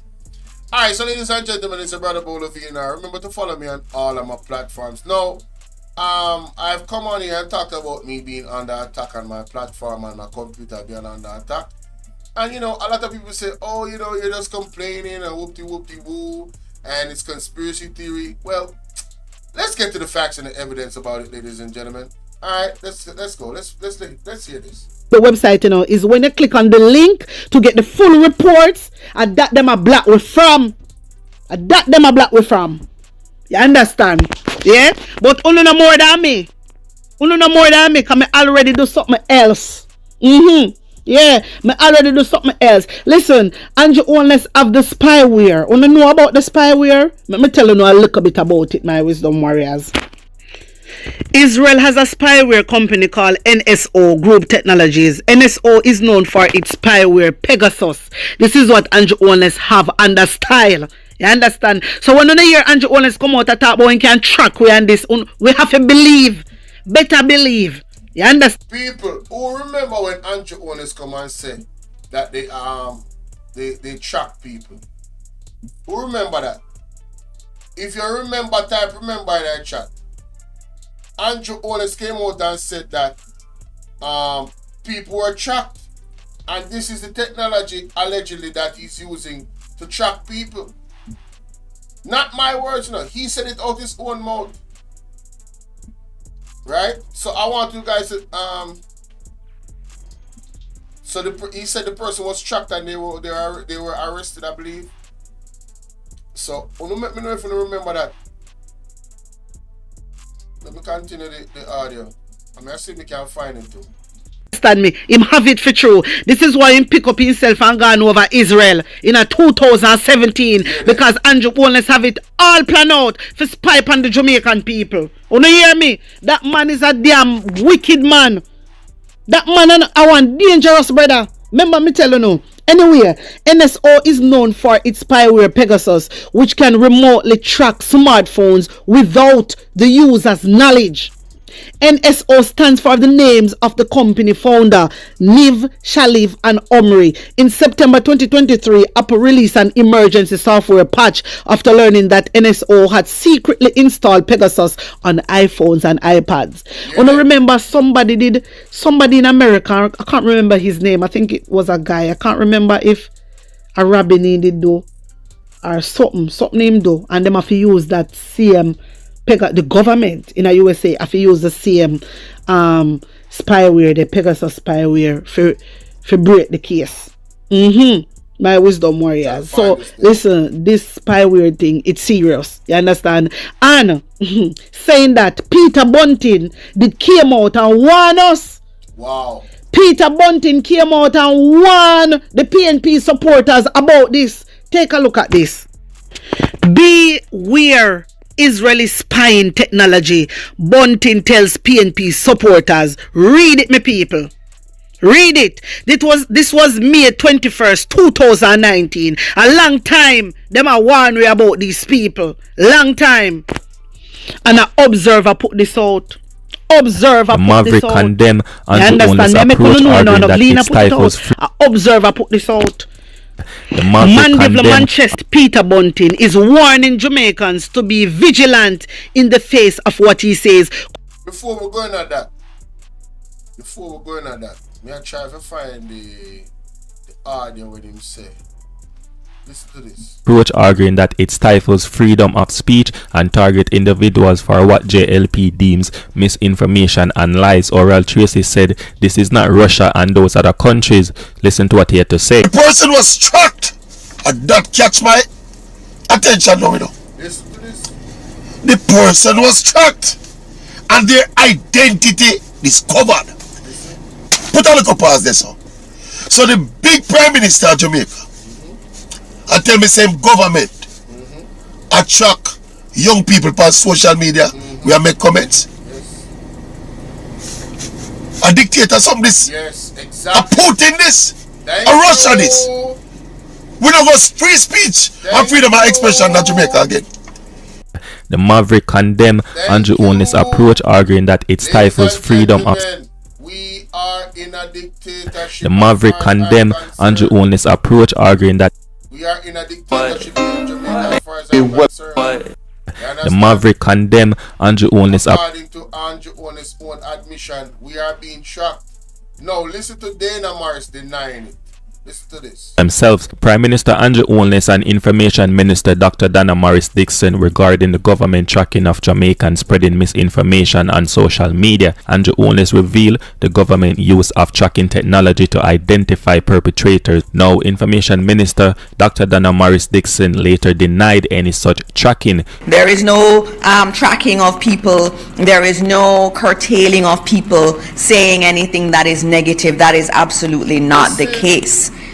It's just that we have to protect truth. And so this notion that we shouldn't go after those who perpetuate fake news is really themselves. Prime Minister Andrew Onless and you hear that, ladies and gentlemen? Bump the Carter themselves. Prime Minister who perpetuate fake news, who determine what is fake. This is where the lines are being blurred in the people. Hey Anissa, what's up? We are living in a dictatorship. So when I tell you in a dictatorship country, when I come on here, ladies and gentlemen, and I tell you that my computer is being attacked, I don't want nobody come in the comment section saying, oh, it's conspiracy and none of that. Andrew Onless out of his own mouth, that is because we can't find the clip. But you heard Miss Dana Morris say, nobody's being tracked. Why did she have to say that? Because Andrew Onless said somebody was tracked and their identity was held. It was found out who they are. You understand? Right? And they have been threatening vloggers for the longest. This government has been threatening vloggers. Andrew Onless has been threatening vloggers for the longest. Right? And you have their ministers of government, Warmington talking about he's a Dan. Not my word, his word, he's the only Dan. Desmond McKenzie saying that the people should take it to the streets to defend Andrew because the Integrity Commission is deep diving into his affairs because of the stuff that they uncovered in the investigation of his statutory declaration. Winston, big up. AKA Shanka B. Right? So, me don't want nobody come to me and come and say, oh no, listen to what Mr. Bunting have to say right now. So listen to this. 19. A long time, them are warn we about these people. Long time. And an observer put this out. Observer put this out. them. You understand me? I make you know, no Gleaner put it out. An observer put this out. Mandeville, Manchester Central Member of Parliament Peter Bunting is warning Jamaicans to be vigilant in the face of what he says could be a plan by government to invade people's privacy using high-end Israeli spy technology. Bunting told People's National Party PNP supporters at a divisional conference in Mandeville on Sunday night that the capital budget for the Ministry of National Security for this year and last year showed billion of dollars which had been made available and budgeted for the line item cybersecurity under a number of agencies in the Ministry of National Security. I wanna tell me say, look how much people are suffer. Look on the healthcare system. Hey, sometimes me get bringly, you know. You know, so sometimes me get upset, me Jamaican people. Me get really upset, you know. Look how much billions of dollars Andrew Holness throw in a security. Who are secure, Andrew Holness? Who are secure? Because it's not the Jamaican people. You see, I want to remember the first clip of me playing. Him spending billions of dollars into security, you know. But who is he securing? Right? And why didn't they take the offer from the US government for, you know, the free offer of securing our borders? What is going on in our borders? There's no security, ladies and gentlemen, as far as I'm concerned. We are in a dictatorship. We have the Chinese that's owning wharves. Who is securing those wharves? What is actually going on at those wharves? Is it possible that illegal activity is going on? Is it possible? I'm just asking the question. Is it possible? We are living in a dictatorship. It's real. People, because when they touch the street, everybody are dead. Look around, Uno Jamaica. Uno living in the rural area. Look around, Uno. Look. Looking at the lane. Look up the road. Look down the road. Does this look like prosperity? Come on, Jamaica. Does this look like prosperity? But yet, Andrew Holness take billions of dollars throwing a security. For blackout bloggers. At the Exactly. For blackout bloggers. And watch we. And spy upon we. Yes. And that you do, brother. Just because you know some bloggers them out here attack the truth. Facts. You know, sister, the bloggers them a win. Facts. And the blogger them a win, you know. And the blogger them a win. That's why you go as far as doing all this nonsense. That's why you go as far as doing all this nonsense. How much billion of dollar? How much billion of dollar wanna put in a security? But cyber this. All the bloggers them do is come out and speak the truth. Facts. And true Andrew Holness don't want the Jamaican people know the truth. This man a texted pan the bloggers them. This man a use this spyware Pegasus. Hey. Jano. But you know say Peter Bunting warn we. He warn we. And me go my wisdom warriors and me double check before me come and tell you know about the budget. It is true. It is true. Do you hear that? And look how much bed needed at the hospital. Look how much things needed in the healthcare system. But the only thing Andrew Holness care about is national security. For him alone get security. That's all. And una go see Jamaica people. Una go feel it the hard way. Because Andrew Holness no fight war. So how Andrew Holness are equipped so? He might equip police. He might equip him online. And look how much people money still are missing. All the equip where he equip cyber this, cyber that. He might equip. He still can protect the Jamaican people. Money. Brother, you need to go. You need to go and your time up. You need to go now, man. True, true. You're True. Into what? too much. Into too much. All him wife they said that to in our interview. Saying they too much. Who is this guy? I'm just enough. He not change. He not change, ladies and gentlemen. I'm not only thinking I come into the night. Me say we are being allegedly attacked cyberly. It's serious, people, and that is why in the clip that I showed with Maverick was responding to what the Prime Minister said. So it's well documented. I just can't find the clip, but let me know what y'all think. Alright, let's go to the next part now. Yes, the meat and potatoes to blouse and skirt. What can go so? What can go so, ladies and gentlemen? Watch out. What am I doing? Okay, I went on the wrong thing. Mr. Samud. Gift a 7-day plan for one more.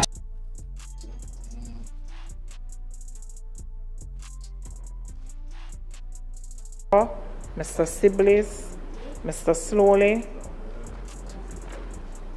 Mr. Smith, Mrs. Vaz, Mr. Warmington, Dr. Wheatley. One bag of delay in a parliament. Work through. Launch in 2021. Skills training and cert. I beg to move, Madam Speaker. No, I didn't know, but even Mark Golden was in parliament. But them left, cause them see the skullduggery go on. Them cut, you know.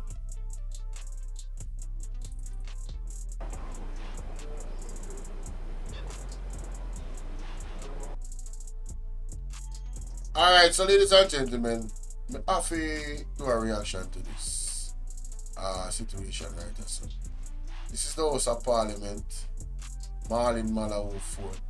Fitzroy Samuel, so you deal with.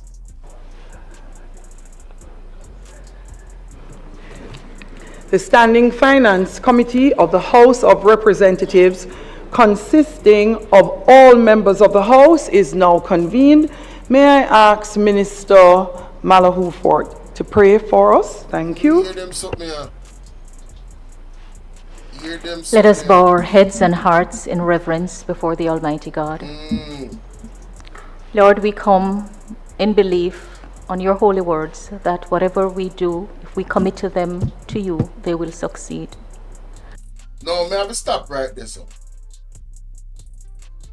Whatever we do and come to you, we shall succeed. Which part of the Bible say that? Which part of the Bible say, whatever mankind do, the Almighty are going to allow them have anything to do with them. So you say, we are saying, they can do wrong and somehow the Almighty co-sign that. You can't put that on the Almighty. I wish I say. That prayer, the first part of that prayer rubbed me wrong, you know. Listen to this again. Lord, we come in belief on your holy words that whatever... Come in belief of God's holy words. So, she come in the belief of God's holy words. Listen up. That whatever we do, if we commit to them to you, they will... So whatever she does, right? And commit them to the Most High. In the belief of the Most High holy words. Listening up. Will succeed. It We will thank you for the succeed. privilege of... Whatever. Me no know God to be a God that just co-sign whatever. God no mix up in a unrighteousness. God no mix up in a them something. So how is it that she's going to use the word whatever in that prayer? Whatever we do. Who shall pray to? Who this lady I really pray to? Heads and hearts in reverence before the Almighty. Right? Who shall pray to, Father God? Of all members of the House is now convened.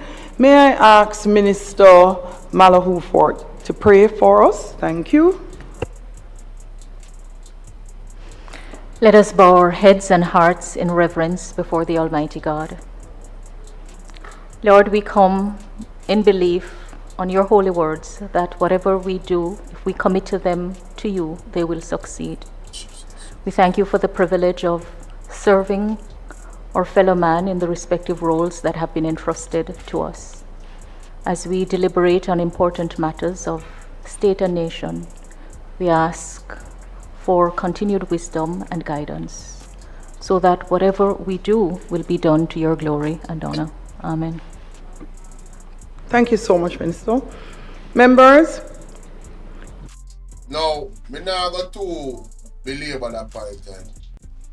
I believe this was a mockery of the Most High. Yeah. I believe this is a total mockery of the Most High.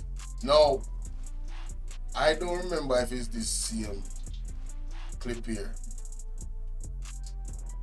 when them actually when I leave the house. No, it's not the same clip.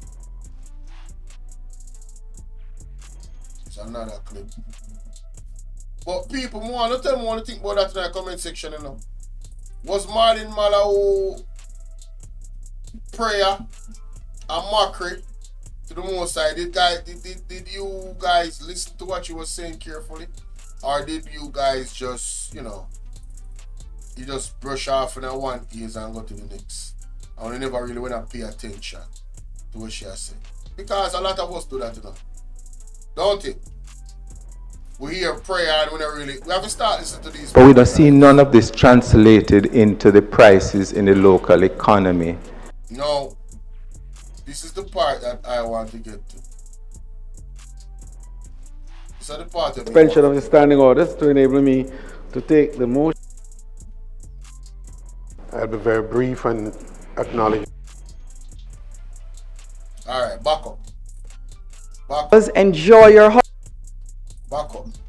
Gather any remaining documents here, particularly this book and the bill, and put them down because members will be coming to ask you for it.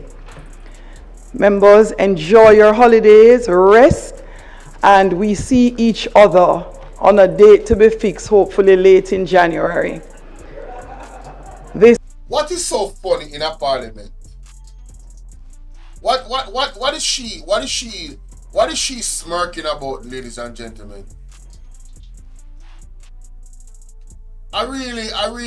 This really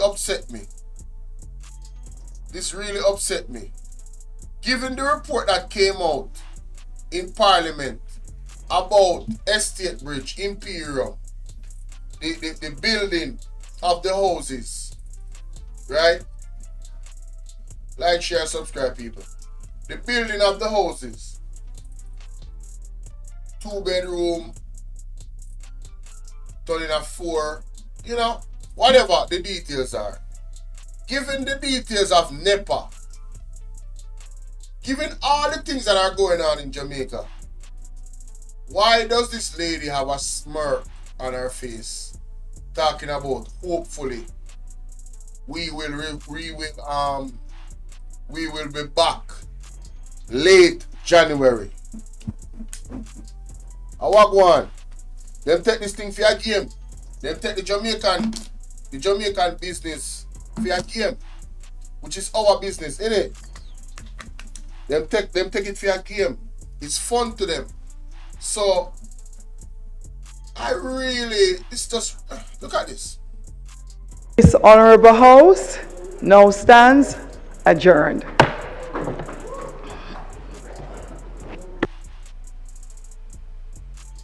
I don't know what's funny.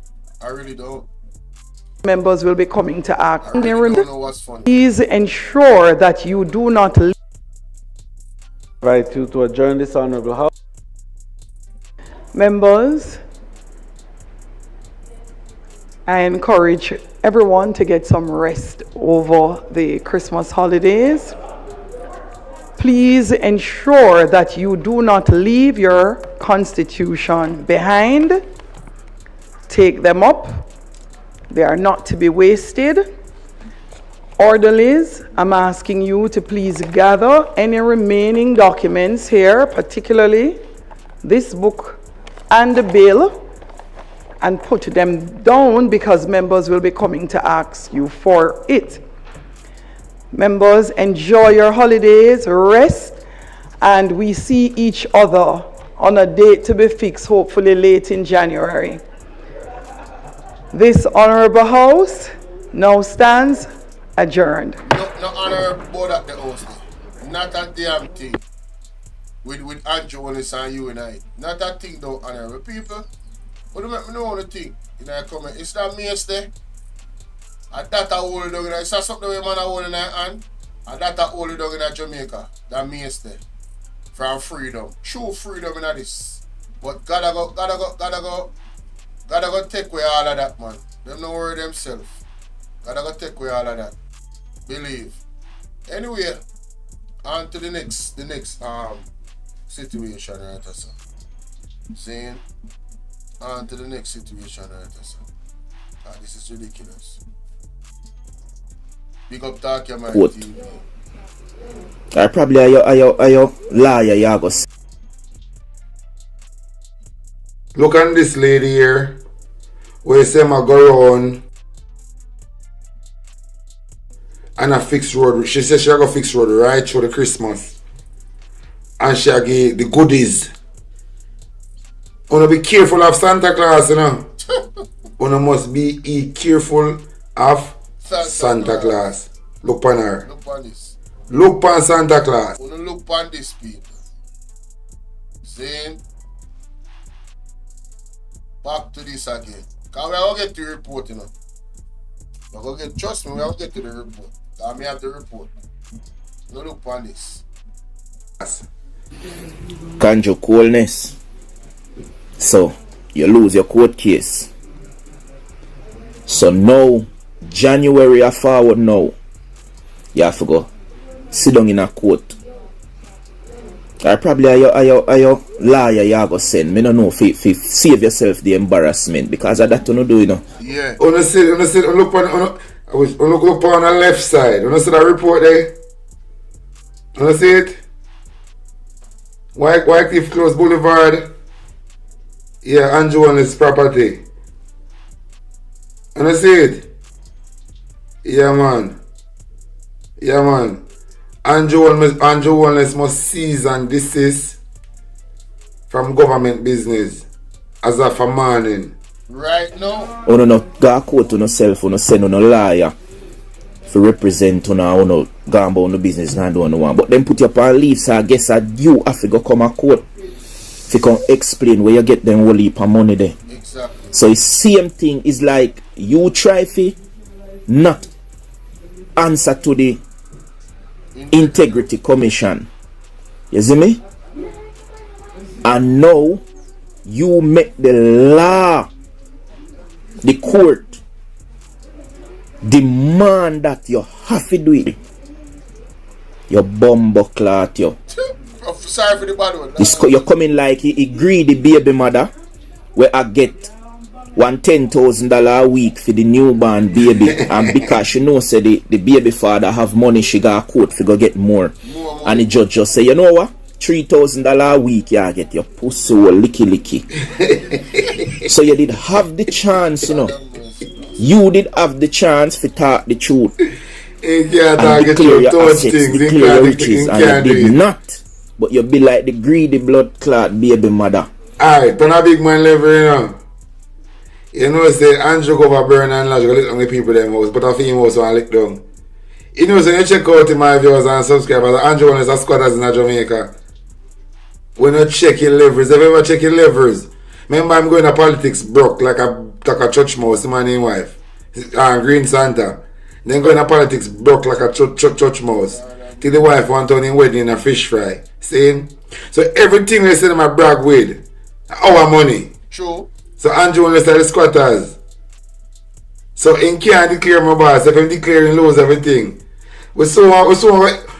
Andrew, we saw evict out of the big house on the hill. Andrew, you soon get evict shorter than Nicki Mini out of the big house on the hill. Time is the master. Watch and see. Andrew, we are going to evict you from that big house on the hill. Shorter than Nicki Mini. Watch and see. We did want more, so you take it to court. So you could have cover up and hide. And the judge just said, not a blood clot, this not gonna happen. January morning, you are come a court and you go sit down and you go explain every fucking thing. You have to tell the Jamaican people where you get the money. Yeah, your little green minions them. Hey, I see some people pan today I watch a thing from my laptop. And I see some people in the comment section that cuss the Integrity Commission. And I tell them for God, what them for God do with mother. And I said, these people come out there sick. Sick in the head, man. So me tell my wife, if I ask them, say, if I which one of the cave in Jamaica, them live, if a green got a cave. Because them couldn't live out, I must in one cave then live. These live right, they got text and things, I must in a green got a cave and live. You couldn't live in a normal Jamaica. I swear to God, these live right, all of them live in a green got a cave. Yo, I tell them, man. People are sick. Look, a handful of green minions, them are always there in the comments section. Mama, green got a cave, them living in a 18 years and this and that, move on the blood Chris, them live in a green got a cave. They're telling us to go from now. Because we are talking about the changes where Andrew Holness did supposed to come make. So if we not talk about the 18 years, we talk about the changes them where we make now. Yeah, when promise. 8 years, and you're down down your teeth for the 8 years and scrape, you can't give account for nothing. Now, January, squatters. You have to go give account. Your blood clot, yo. Bro, got a squatters. Andrew Holness, let me tell you this. Hold on, you make mute the TV, because I want you hear me good. Yeah, let me lock you. I want you hear me good. All if you fix every single road and track, walk foot track in a Jamaica, you still can't get my vote. And you still can't get the vote of the people them who already turn away from you. I'll even go fix Donkey Pass. People, remember when Pastor Peter Chambers did say the people of Jamaica is going to turn away from Andrew Holness and there's nothing he can do. Whether you tell us, let me rewind it here. Because I don't think so make thumbnail for no reason at all, you know. Make when you see what the man does say a while ago. Holness, let me tell you this. Hold on, you make mute the TV because I want you hear me good. Yeah, let me lock you. I want you hear me good. All if you fix every single road and track, walk foot track in a Jamaica, you still can't get my vote. And you still can't get the vote of the people them who already turn away from you. I'll even go fix Donkey Pass. We been a go through and I get deal with roughly by politicians for years now. To make we smart enough to know say if fire burn you 1 time, 2 times, do not allow fire to burn again. We know say if you fix if you decide to fix every road in a Jamaica right now and you do fix them, we know say just because general election right next year and you are trying to do some damage control to fix all of what you do already. Yes, your little people them are go always in the comment section and green up the comment section. Look on the screen. Jingle bell. But we the people who tired of you, which is majority of Jamaica, will not give you the chance again. You coulda push up the sun little further in the sky if cut down the heat where we are feeling at Jamaica now. You not stand another chance if trick the Jamaican people them. You put on your sheep clothes, Zin, and when you're near enough of the sheep them around you, you decide say you go take off your sheep clothes and show your true colors. And now that we find out say you're a wolf, we will not allow you to name another sheep again. So you're here. Why? So let's go take off. Me tell you no say Pastor Peter Chambers was absolutely correct. This man don't stand a chance for legally win the election in Jamaica. And you think say JLP they don't know? You think say PSOJ don't know? All like oligarchs them will stand behind him. He mean a trouble, you know? Who remember where Bunting said? Who remember where no Bunting? Where general name again, man? Jesus. KD Knight. Who remember KD Knight? Where KD Knight said at a press conference. KD Knight press conference after IC report. Let me see if I can find about that clip there. Who remember what KD Knight said at the PMP press conference, ladies and gentlemen? The man say, Andrew, pack up your bag and go. If you know what I know, I want to find the clip. Me I go find it.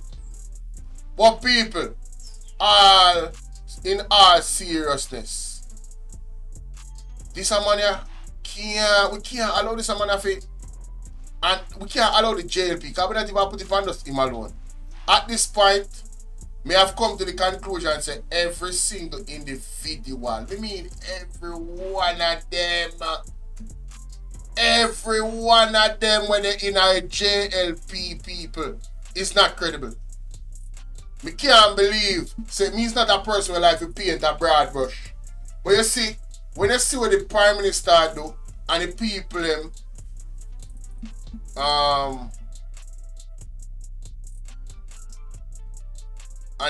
them, hold on there.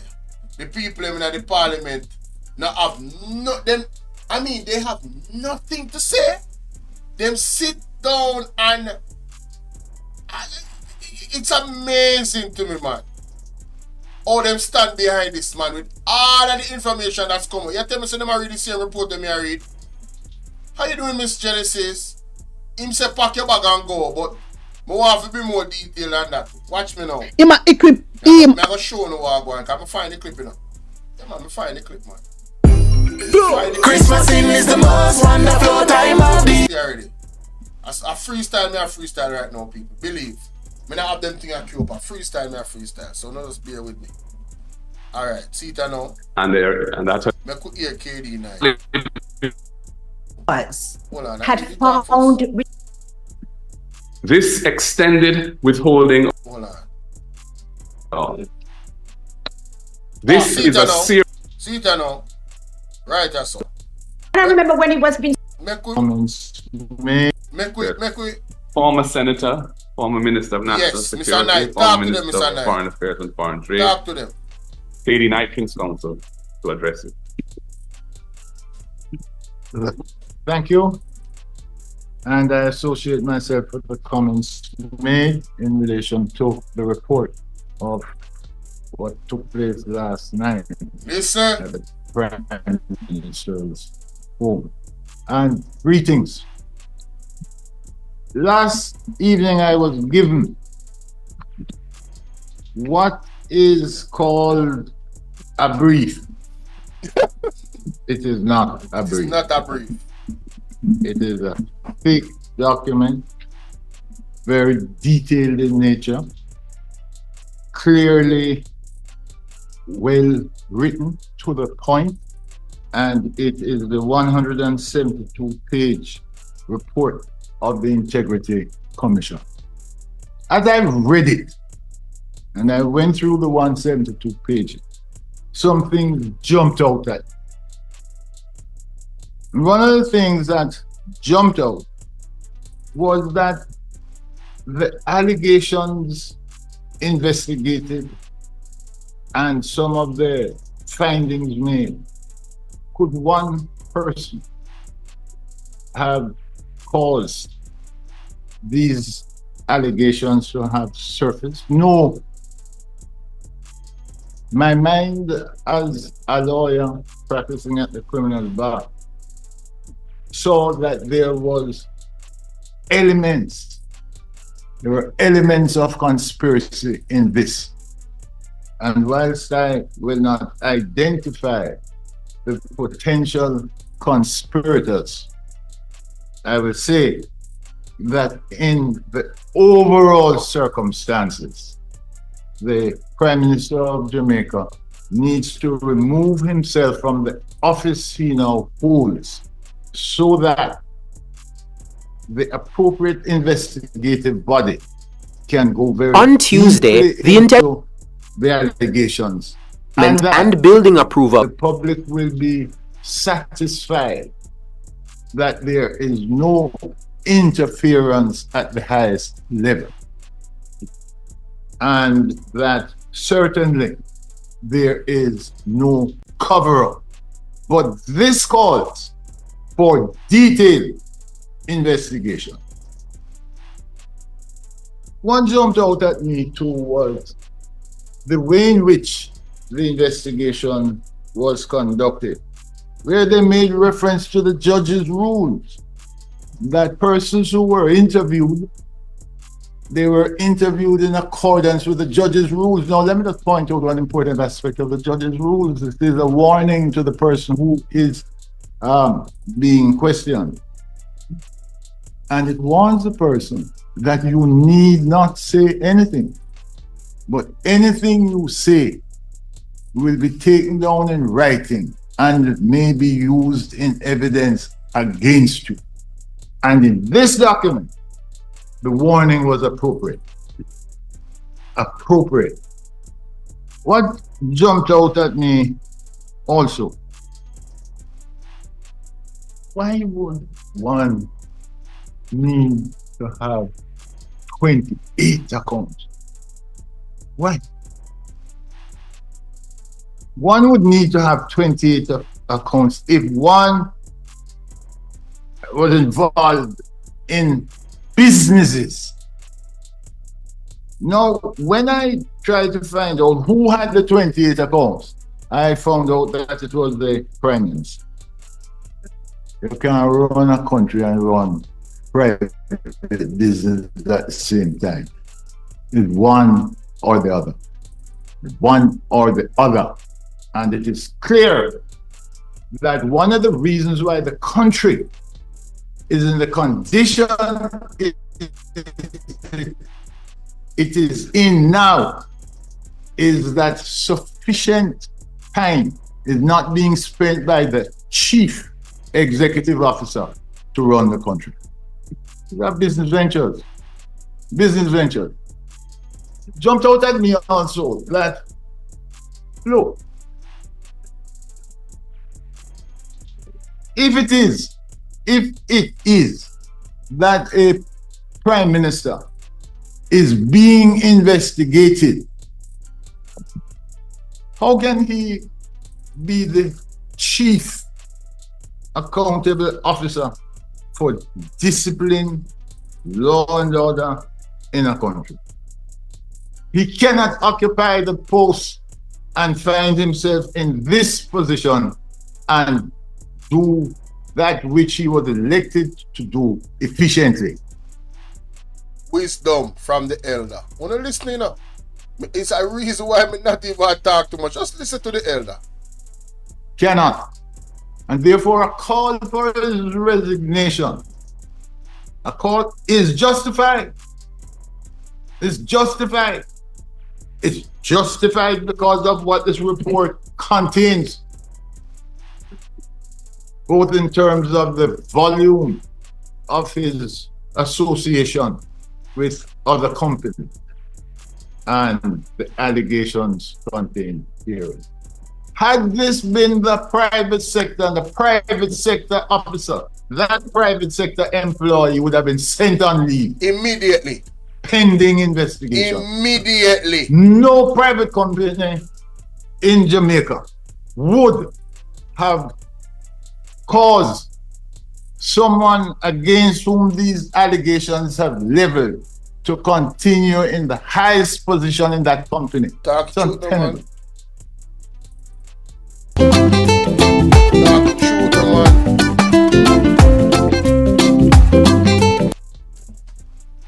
I expect that there will be more press conferences, leader, and I would like to have the opportunity to go through this in greater detail. And if you would be kind enough to invite me to that press conference so I could articulate on aspects of the law. But conspiracy jumps out. Money laundering using what is called layering jumps out at me. And those are serious offenses. I do not for 1 minute suggest guilt. I don't. But what I suggest is that the process should be allowed to take place. Right. And those who are found culpable be held accountable. Thank you. There is, leader, a call for general elections too. Well, let me just say this in closing, that as far as I am concerned, I join that call. And my advice to Mr. Honus is a simple one.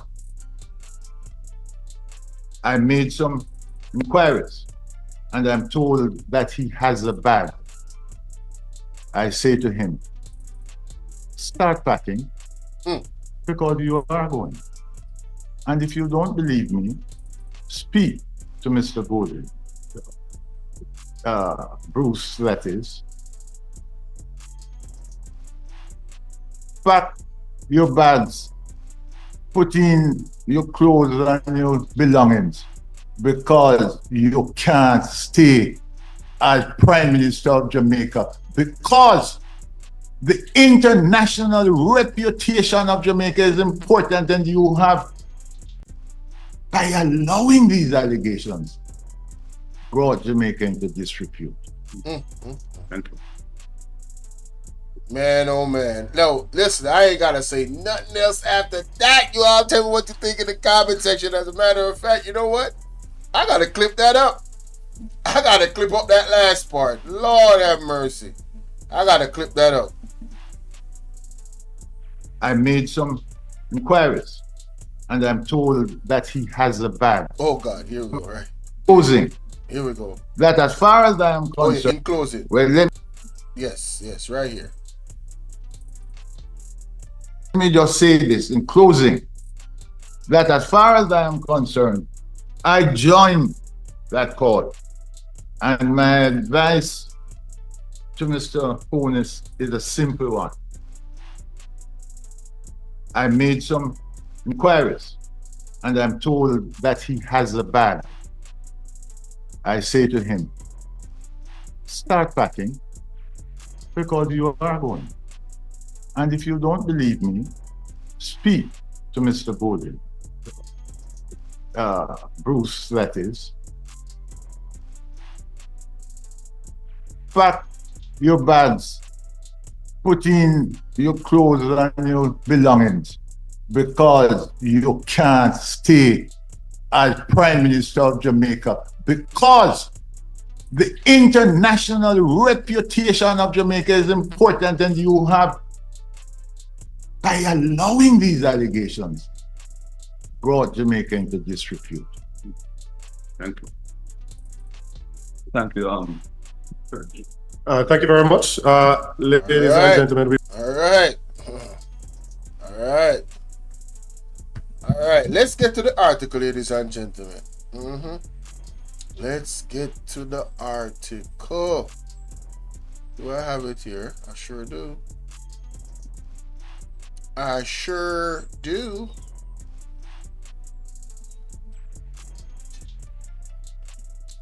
Alright, so I want to go to, we're gonna first go to the background.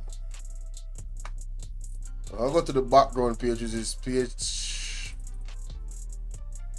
wait a minute. Background page is page 6. Start at page 6. And then we're gonna go to the conclusion and recommendations of this report. Alright. And then I'm gonna do pack your bags, may I tell you? And then I'm gonna do the response from Dora the Explorer. Unbelievable. Unbelievable. Alright, ladies and gentlemen, let's get to this report. Page 6. Alright. Alright, it says this chapter sets out the background information concerning the allegations, initiation of the investigation, and jurisdiction. Allegations and initiation of investigation. Now, ladies and gentlemen, before we even continue there, this is an allegation. So why is it that the Prime Minister has come out and said that the Integrity Commission is targeting him. As far as I know, I hope that you guys are hearing me now. Wait a minute. Yeah, man, you guys are hearing me. As far as I know, ladies and gentlemen, people randomly, anonymously, can call into the Integrity Commission and report things, innit? That's how that works, right? So why is he making this claim that somehow the Integrity Commission is targeting him? Well, if you guys had read the first report, that report yielded certain things that is attached to know this. The fact that he owns, he's part owner of multiple companies, and some of them he used to be a part owner of or full owner of, but he's no longer.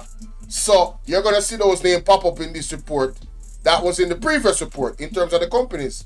So these are allegations. Allegations. And then we're gonna go to the conclusion based off the investigation. Alright? Good. So it says here on July 10, 2024, the following allegations were received. That Mr. Holness is the owner of property on which construction is being carried out, contrary to the terms of the planning approval building permit granted by the Kingston and St. Andrew Municipal Corporation, the KSAMC. Who remember in the local government election, ladies and gentlemen, how they were so adamant that they won the KSAMC? And now it's making a lot of sense, ladies and gentlemen. Apparently the KSMC, apparently the KSMC is a prize. That's where all the contracts run through and all of that, innit? So I just want to make sure that I'm seeing the chat. Okay, good. Because I can't see it on the computer. So yeah, alright, cool.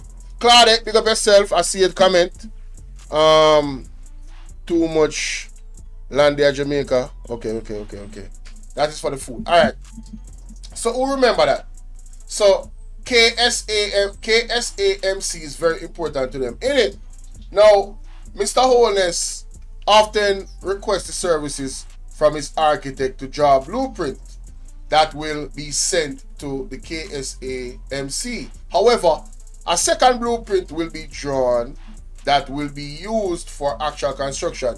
It is said that this was done at one of the developments in the Beverly Hills or Cherry Garden area.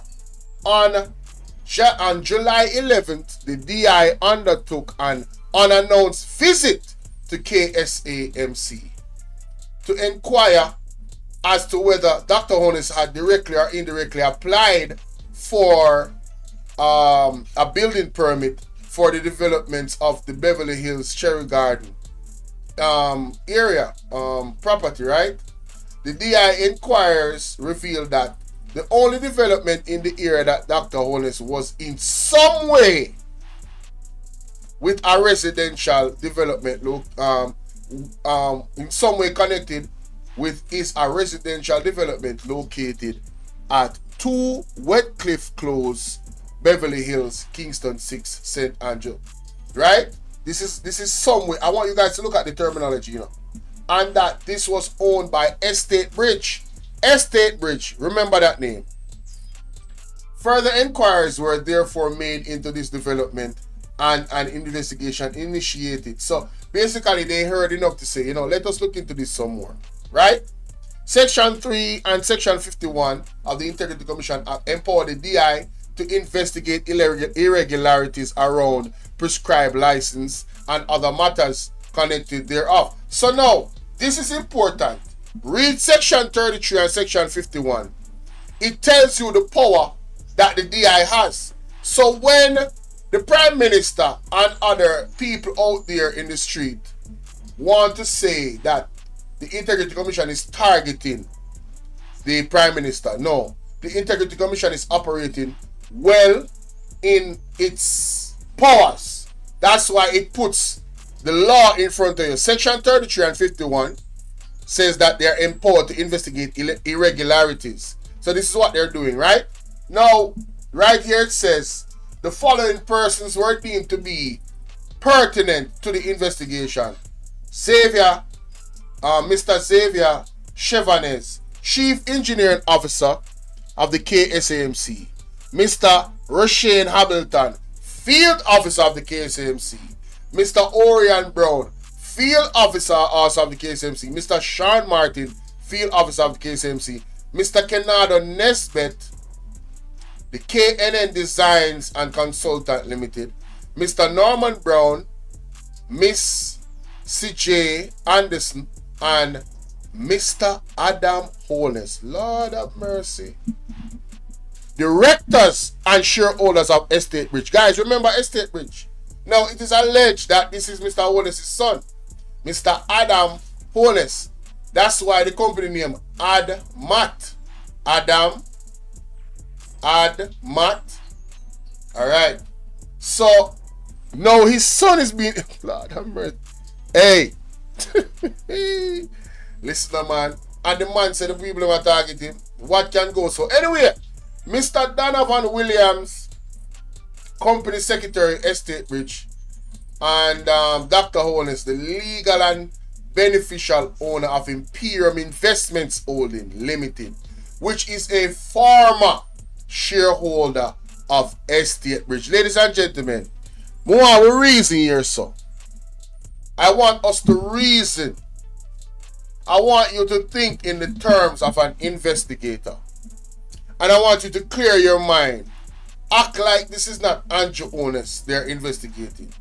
I want you to think about an individual that he owns a company that was a former shareholder in a company which his son is part owner of, allegedly. No, he's a director and shareholder of. It's right there. His son is a director and shareholder of a company that he was a former shareholder of. Right? So Andrew Honest is the legal beneficiary owner of Imperium Investments and Holding Limited, which was a former shareholder of Estate Bridge, which his son is a director and a shareholder of Estate Bridge. I want to know if you look upon this from a balanced view, non-bias.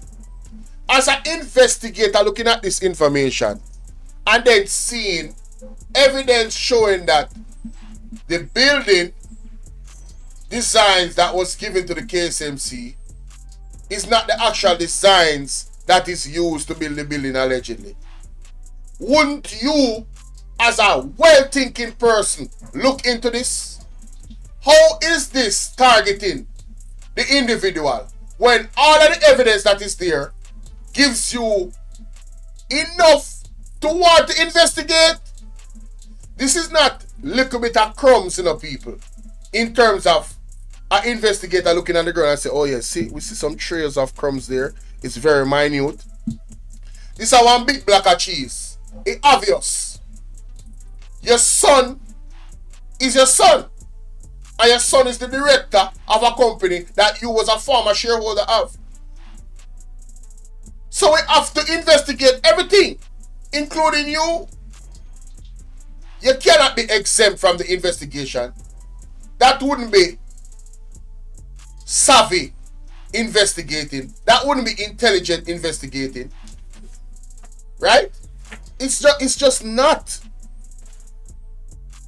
So I don't want, see, I'm making this point for a reason, I don't want to hear no foolishness in my comment section from no die-hearted person. We're going to think logically here. If this was Mark Golding, you guys would have a field day.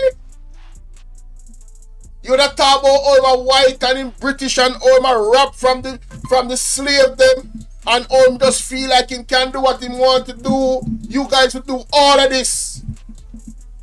But because you're biased and some of you are being paid and you're part of the corruption, allegedly, when you come in a people comment section and I do the most, I start block you know. Yeah man, that me I go do. Anyway, that is the first part. I want to go to the conclusion now, because I'm not going through the entire document. Nope. The other part, the conclusion is very, very, let me see. Page 3, the conclusion. Now which page again? 47. 47. Alright. Let's go to 47.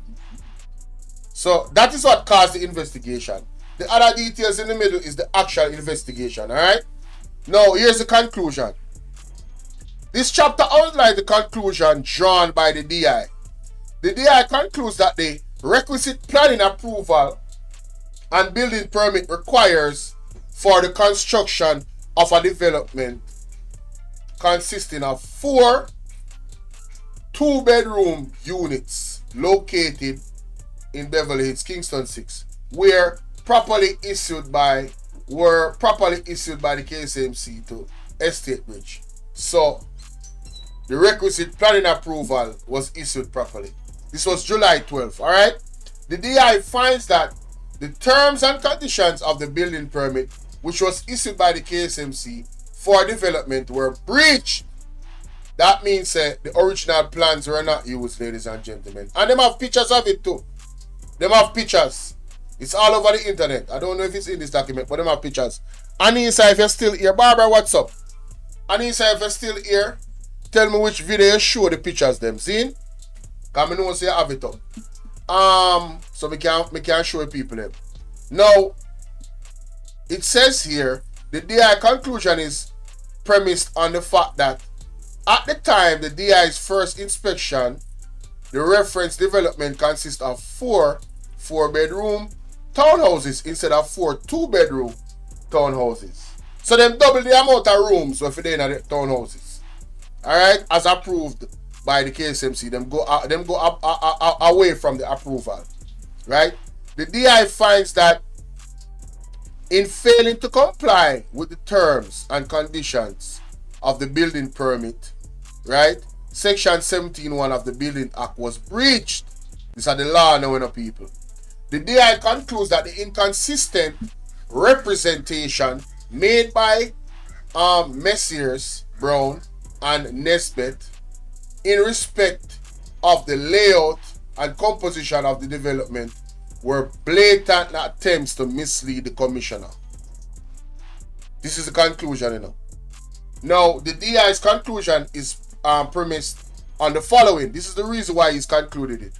Mr. Brown indicated in the witness statement, which he signed, in respect of which he made a declaration of truth on December 4th, 2023.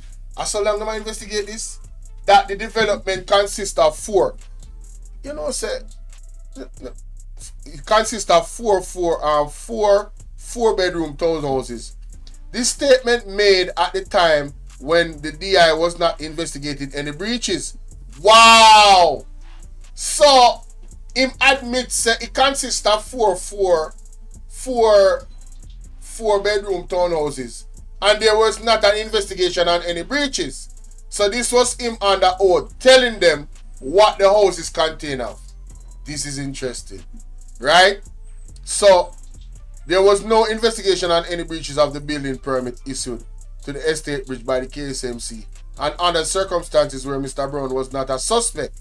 So he was not a suspect at the time and admitted this. Mr. Brown later made contrary representation in a judge's rule interview convened October 31st, almost 1 year later, after he had been informed that the DI was investigating alleged breaches of the Building Act, the reference permit, and that he was a suspect. People, you see that? Only see that? Last year, December 4th, him said, a 4-bedroom townhouses. Now, October 31st, in front of a judge, right? He must say something different. He must say something contrary. Now, that tell you everything we need to know right there, so. Mr. Nesbitt contemporaneous.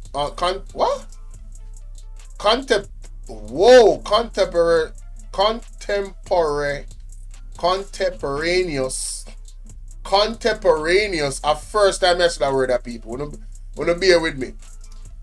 I know we need to look up that word. Yeah, you know we love Google, you know. Cheese and peas. Contemporaneous meaning. Come on for that. Contemporaneous meaning. It means existing at or occurring at the same period of time. Okay. Contemporaneous. Alright. Mr. Nesbitt, contemporaneous verbal statement. Oh wow, I see how that works. He had two statements existing at the same time, but two of them contrary. That's crazy. I learned something. And I know somebody else learned something too. Nesbitt, Mr. Nesbitt, contemporaneous verbal statement on DI's investigators on July 12th that they were departures from the building permit issued by the KSMC and that efforts were being made to remedy the breaches. He later denied making this statement. Mighty God. The DI inspection on July 12 revealed that the development as constructed consists of 4 4-bedroom townhouses. The DI findings are consistent with Mr. Brown's indication on December 4th as the number of bedrooms contained in the development. Right? The DI therefore further concludes that the breaches identified on the building permit on the part of Estate Bridge were deliberate. Ladies and gentlemen, members say Andrew One's son is a director of Estate Bridge, you know. Mighty God of Daniel. Now, so the DI conclusion is made on the basis that at least one director, Mr. Norman Brown, had knowledge prior to December 4th when he gave a statement to the commission that the development consists of 4 4-bedroom townhouses. So this a man here, boy, you know when I come back to 49, hold on the people. Mr. Brown, hold on there. We need reference. Hold on the people. We need reference. Mr. Norman Brown is a... Let me see if there's any other Brown. You have a Brown that is a... Mr. Kennard Nesbitt. More find out more determine which Brown is. Is it Orion Brown or Norman Brown? Let's go back to page 49. So Norman Brown is a director and a shareholder of Estate Bridge. Orion Brown is a field officer for the KSMC. Alright, let's go to 49. Let's go back to this. It says here that Mr. Norman Brown. Oh, Norman Brown is the director and shareholder. So he's the one that said it's a 4x4. So okay, it is to be noted. So they must say basically, them sure say him did know prior to December 4th. Based off his own statement that it's a 4 4-bedroom townhouses. Plus them have pictures. Mighty God. It is to be noted that Mr. Brown himself stated that he has a supervisory function in relation to the development. And Ms. Anderson indicated that Mr. Brown is the director that is generally responsible for Estate Bridge business operations. Fall guy. Can somebody say fall guy? Say fall guy. The DI also finds that Mr. Nesbitt either conspired with or aided and abetted the directors of Estate Bridge. Lord of mercy. Wait. Hold up. Wait, what? The DI also finds that Mr. Nesbitt either conspired with or aided and abetted the directors of Estate Bridge. The directors in the commission of forging, breach, and is thereby equally liable for said breach. Mighty God. But tired of the green people them. No sir. The DI conclusion is premised on the fact that by virtue of Mr. Nesbitt's role as contractor, it is reasonable to infer that he must have been cognizant. You know, so I never know say I said that word they spell. But now I'm going to run and I always hear that word, cognizant. It's a Z? Wow, I thought it was an S. Cognizant of the terms and conditions of the permit granted by the KSMC. Furthermore, Mr. Nesbitt's company is party to the construction contract with Estate Bridge, which requires him as contractor to construct the development in accordance with the building permit. And in his statement dated October 16, 2024, Mr. Nesbitt indicated that I designed the buildings plan for the development for submissions to the KSAMC. Each unit would consist of 4 habitable rooms, a pool on the split level, 4 bedrooms, a laundry and storage area. Wow, this was October. Lord have mercy. Hello. The DI concludes that the KSMC failed in their duty to ensure compliance. So the KSAMC, which was run by the JLP at the time, people more want to follow this. In February or March, we had a local government election where we had a new mayor that is represented by the PMP. This all happened under the JLP. This thing right here all happened under the JLP. This was December 4, 2023, JLP. The DI concludes that that they failed in their duty to comply to ensure compliance with the terms and conditions of the building permit issued to Estate Bridge for the development, though their paperwork relating to the 3 inspections they conducted suggested that the development was compliant at all stages. The DI inspection of the development belay this. What is this? Is that picture? Alright. So, conclusion, recommendation. Should I go to recommendations? How long is recommendations?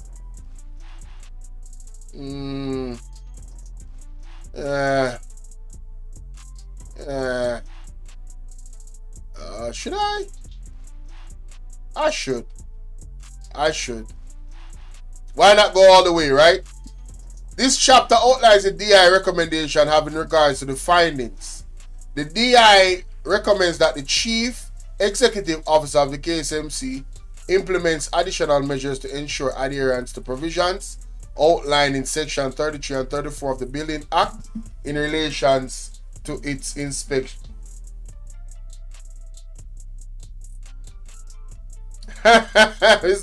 With Genesis. In relation to its inspection and post-permit monitoring responsibilities or functions. The DI's recommendation that the KSMC conducts an administrative review of its existing compliance regime with respect to the building permits issued by that entity. This review should include a capacity assessment, both of the adequacy of the human resource available to the KSMC. That means, do they have enough staff? Do they have the right people in place, the qualified people in place to do the job? The competent people with integrity, right? So the human resource available to the KSMC for post-permit monitoring of building developments within the municipality's jurisdiction, as well as the technical competencies of the officers. See? Technical competencies of the officer responsible for enforcement and compliance. Serious conditions consideration should be given to ensure that the relevant processes are corruption proof. When you hear that, the man them want a system in place that is corruption proof. What does that say then? Obviously, it is not corruption proof, because if it was, What has happened would not have happened. You understand what I'm saying? It wouldn't have happened, ladies and gentlemen. It would not. Given the breach identified in respect to development, the DI recommendation recommends that the KSMC make their own assessment of same and thereafter take actions as necessary and appropriate to achieve compliance with the Building Act. Now, this is going to be possible. You know why? Because the PMP is running the KSMC now. So they will be able, ladies and gentlemen, to make their own assessment as to what needs to be done right now with this situation. Yeah. Let's move forward. Says, notwithstanding Dr. Holden's connection to the development in question, having regards to the fact that the issues identified in this matter are similar to those identified by the DI in one of his investigation reports entitled Report of Investigating Concerned Allegation of Irregularities in Approved Processes which resulted in the construction of a residential development located at number 11 Claremont Drive, Kingston 6, contrary to inter alia the permits issued by the KSMC and NEPA and the Building Act and NEPA. NEPA, Wagwan Zabiwit, Alman, Miss ER salute. NEPA, ladies and gentlemen, is under the Prime Minister's, in the Prime Minister's office. Wow. Wow. These are serious allegations. The DI reiterates the recommendations made generally in that report. In particular, the DI highlights the following recommendations from reference report. See paragraph 7.18 thereof.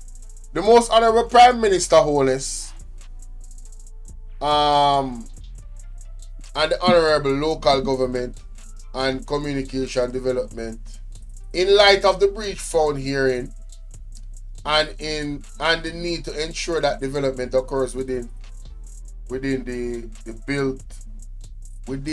built environment in a sustainable manner, the DI recommends the introduction of legislation which impose pecuniary penalties on developers who willfully violate the building and development permits for financial gain. I agree with that. That's a good recommendation.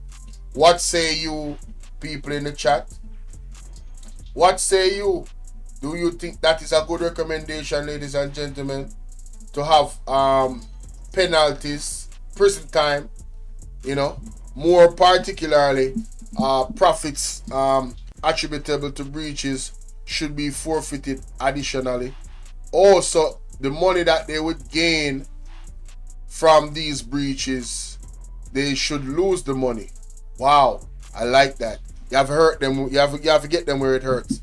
Developers should also face debarment in respect. So their license will be taken away so that they cannot do any more development. I like that. I absolutely like that. What do you say? In respect of planning and development approval for appropriate time period post breach. Oh, so them are gonna lock them down from doing anything else at that time until further notice, I believe. Okay. Required collaboration and coordination between the register of titles, local authorities, and germane entities in a way which ensures that the titles are not issued for developments which are constructed in breach of planning, building, and development permits. So if I get the police them involved, there needs to be a body that deals with that, enforces that. I like that. 7.5 says, additionally, the DI... One second, my people. Give me a second.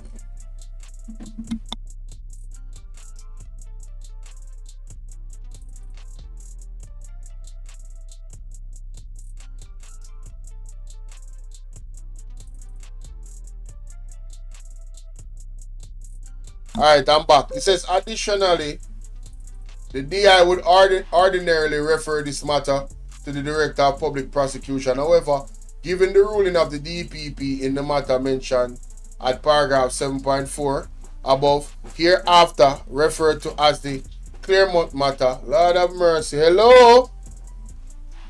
The Claremont matter, the DI recommends that this report be referred to the KSMC for appropriate action in a ruling by the DPP dated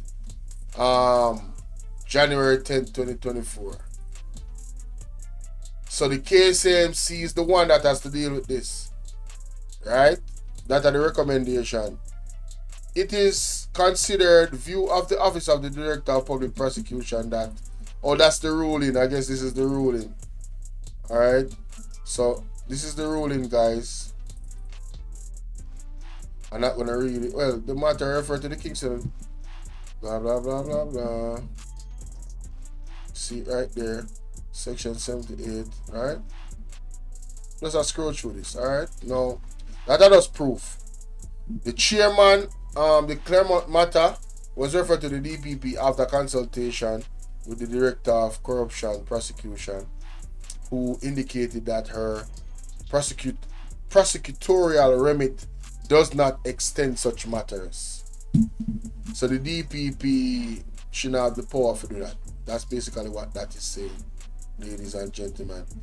There you have it. That is the actual document, ladies and action wagwan. That is the actual, well, I didn't go into the detail of the investigation, but you saw what we did, right? You saw what we went through.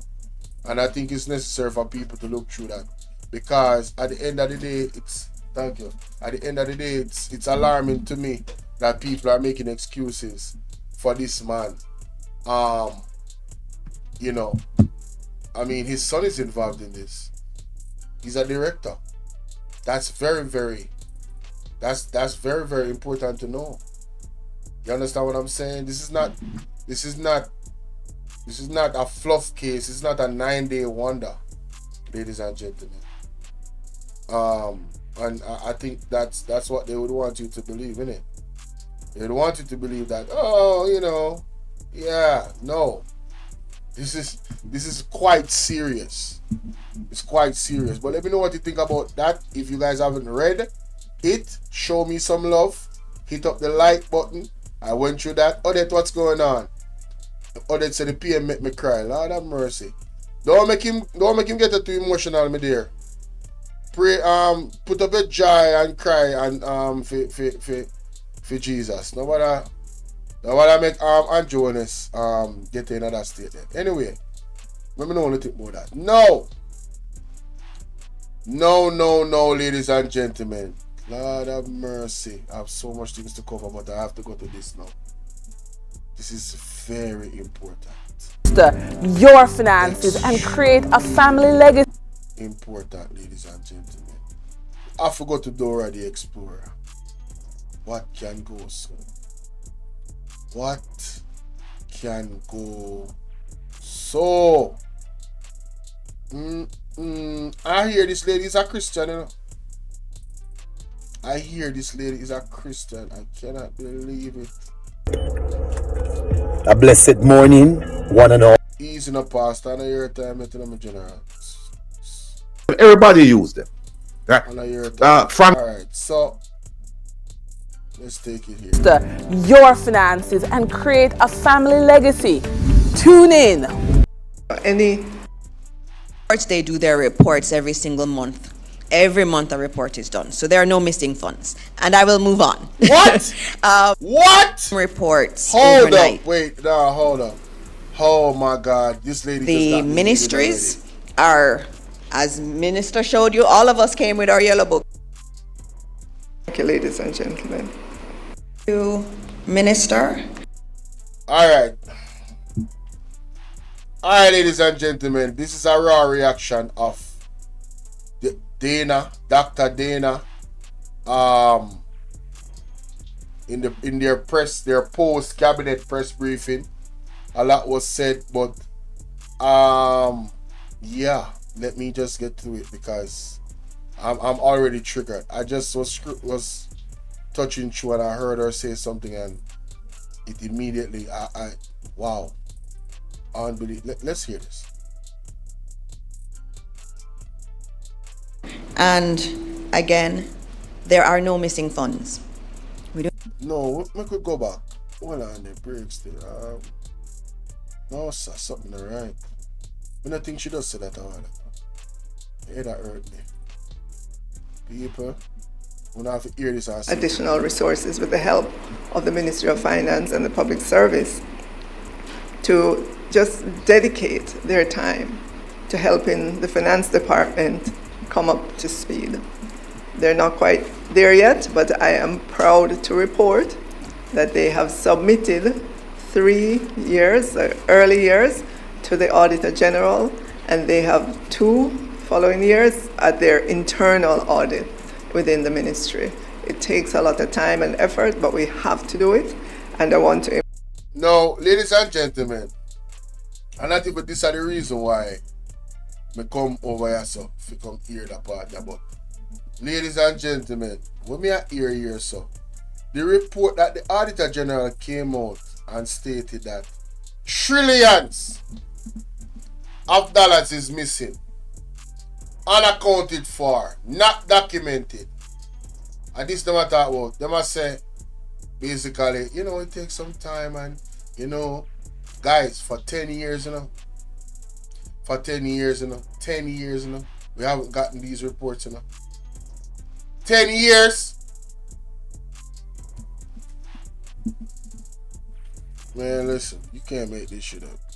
Implore all the ministries that have not done so to really, really prioritize, and we're not just going to leave it at that. We're going to ensure that, you know, the adequate resources are provided and that we begin to see the actual submissions of these reports. I want to acknowledge all the ministries that are up to date, and you are to be commended for that. And no, you're not to be commended for that. It is your job. There's no commending, nothing. You are paid very well to make sure that you operate legally, serving the people of Jamaica. And legally means when I tell you how money go. Boy, you should be commended. Commended for what? For what? Sure. I want to say again to Jamaicans, there are many safeguards in place for taxpayers' money and how we spend it. Safeguard, then where the money there. Oh, we don't know where the money go in a 10 year now. These reports haven't been filed. You know, say that is like you at the IRS. I come for them now, no. Where is the money? Where is our money? We don't say that I reach them people. The IRS is coming for them now. Where's the money? Where is the money? But I do agree that we need to complete that final step, which is to submit the annual reports to the Auditor General for whatever the Auditor General needs to do to approve those reports. Thank you, ladies and gentlemen.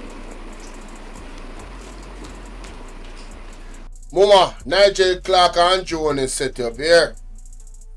Get set up. You are the next fall guy. Body them a give you Minister of Finance. Yeah? You know, she said them set you up. She don't realize that them set her up. People will not see that. I set them set up, she know. Thank you, Minister. And again, there are no missing funds. We do not. Dr. Dana, we don't believe you. Nothing you say is credible. Nothing that your Prime Minister says is credible. We don't believe you. We don't believe none of you. Until those reports come in and the Auditor General examines them, we do not believe you. Alright? Do not have missing funds in the public sector. And I've seen the reports. And I've seen even social media campaigns and letter writing campaigns that are happening based on false information. The reality... What do you mean false information? What do you mean by false information? Letter writing campaigns? Oh, you must say talk about Rattigan and them. Andrew Holness must go. And y'all get rid of them too, you know, because you say you're a Christian, you know. Right? You know how much time you pastor shut to work call your name. And you there saw back Andrew Holness. You go on. Boy, you a born again Christian and a back devil. It's alright. Watch what go on to you. Thus saith the Lord. All I know, all I pastor them, all I know. All I know I get rid of them now. Thus saith the Lord. Every last one I know. I go down with the sinking ship. Unbelievable. Bare face. Just lie in front of people. Them. Well, anybody want to be fooled, be fooled. is that some ministries have not finished doing their accounts. And after 10 years, miss. After 10 years, they not finished doing their accounts. One, you know, I used to work at a place, them have a saying, clean as you go. You don't leave dirt in the kitchen and then come and cook on the kitchen the next day. You got to clean up the dirt on the floor, the grime, everything. You're supposed to come and have a brand new kitchen the very next day to start operating on. So you guys have been operating dirtily with our finances, right? We have not settled years and years of money and where it has gone, right? I know you're gonna just tell us that there's no money missing. We don't believe you. Anybody will believe her, wanna put believe in our chat. And if you don't believe her, I want to put a fire emoji in our chat. Because we are blaze them, you know. That's a problem. But there are no missing funds. And I repeat that, there are no missing funds. You could have said that in the green. The ministries are, as Minister showed you, all of us came with our yellow books. Hey, Tiana. What going? Why, Mr. Me not believe them. I don't believe them. Because in this book, you have all of the expenditure that is being approved by the Parliament. So why the Auditor General don't get the report them? Each of the ministries have... Why we are paying a 200 to 300% increase to be incompetent? We don't believe you. Ceilings, and there are ceilings along each of the categories. And they're not allowed to spend outside of that. There was a change in system. They are not allowed. This only that take me for idiot, yeah, man. And as a result of that change in system, some of our ministries had issues in order to do the accounts. And anyone who knows anything about accounts, if you have an issue and you have a change in system, that often causes issues. And also, if you have issues... So hold on, the issue won't have settled back 10 years. And that you try to tell we say. We're not that incompetent as a government, then why we not rule? We can't use it. This is our next indictment as to why we vote to know. We need these reports to be dropped at the end. You see? You notice how the Integrity Commission operate? You notice how the Auditor General operate? Don't they operate in the same vein in terms of detail, putting things on time? You understand? Especially the Auditor General. She deals with the numbers. Her office deals with the numbers. So what is wrong with you guys? She was getting the data from the previous system. You cannot do the next year. And so there are many challenges that were there. And I would urge the media especially to speak to some of the permanent secretaries. Our ministries are run by very capable permanent secretaries. I can't tell. I can't tell that they're capable. I can't. And they have been working really hard to ensure that they are following the rules. Every single month. Why them have to work hard for sure so they follow the rules? It should be a breeze. Aren't they experts in their field? Aren't they experts? Is the rules a problem? Why them have to work so hard to follow them? If you're an expert in your field, it should be a breeze, isn't it? They send their cash flow reports to the Ministry of Finance every single month.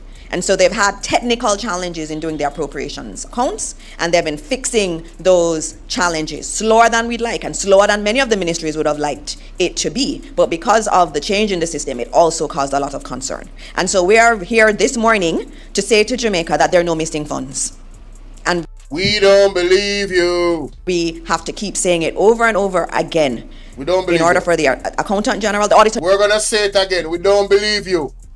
We don't believe you are anti-honest. We don't believe your government. We don't. We don't. General to do their audits, they need it in a particular system. And that is what the ministries have been behind in putting their reports in that system so they can be audited. But they do, in fact, present reports every month to the Ministry of Finance. And so, thank you, Minister. I don't know if the Financial Secretary wants to add anything, but the Financial Secretary is here. And you know this is serious when we have the Financial Secretary. She's never usually at PostCab or any of these settings. But we have to set the record straight. And so we're going to open up for questions from the media at this point. Thank you, Minister. Very important that we repeat. There are no missing funds. And you know how social media works. You have one headline, they run with that without correcting. Again, hey, shut up. I can't stand that woman, bro. She's so capped. So we met with the JMDA. Boy, she's the one that was at this meeting the other day and just glazing Andrew Holness. Throwing honey on him and just glazing. You know what I'm saying? Just glazing him about Dr. Andrew Holness, this and that. The honorable man, shut up. Yesterday, the meeting went on into the night. I want to hear this shit. I want to hear from Integrity Commission's report regarding Estate Yes. Bridge. What I want to ask you as Minister of Information, do you know whether or not the Prime Minister can state that do you know whether or not the Prime Minister can say categorically that at the time of the development in Beverly Hills, he wasn't a shareholder of Estate Bridge? The Prime Minister was very clear in his statement, and the report was tabled yesterday in the House. I have not had a chance to go through it, and so I know we'll be reviewing it throughout the course of the day. But the Prime Minister's statement was very clear. He said many things. He thought that this was a transparent attempt at attacking his character. He was very clear on that. And I know that we in the Cabinet, we stand with the Prime Minister on this matter. And these are definitely matters that are before the court, and so I try not to speak. Wanna hear that? Them stand with the Prime Minister in a him going out, and no matter where do they stand with him. The entire Jamaica Labour Party need to be dismantled. The entire Jamaica Labour Party needs to be dismantled. Alright? I want to find the press release for Andrew Holness responding to the IC report. That's what me want to find. I want to hear exactly. Granted leave to seek judicial review. That's that more. Where can I find this statement by the Prime Minister about the Integrity Commission? That more. Where we can find that? But let me just continue this. About matters that are before the court. But the Prime Minister in his statement was very clear that he was not a director, he's not a shareholder, and he doesn't own the... No, I have it sped up, guys. She talk fast normally, but I do have it sped up. I do have it sped up. Oh, Lord. The property. That was very clear in his statement, and that is what I would like to be reported. I do note that there were some reports overnight that had said things different than that.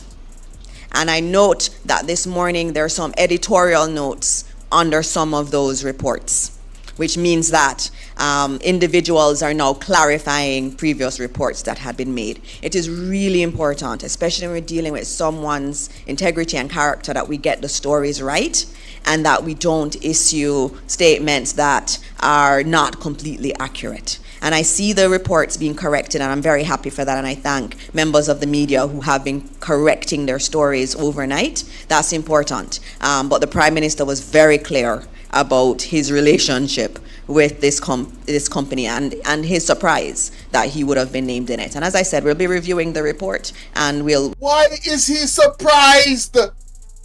How is people buying this shit? I apologize for the language. But how is he surprised that his name is involved? It's his son. His son is a director of Estate Bridge. He was formerly a shareholder. Andrew Honest was formerly a shareholder. There is a direct reason why his name is being mentioned. He's the Prime Minister of Jamaica that is also under investigation for illicit enrichment. These are all good reasons why Andrew Holness was named in the report, and he was named accurately. It's called allegations.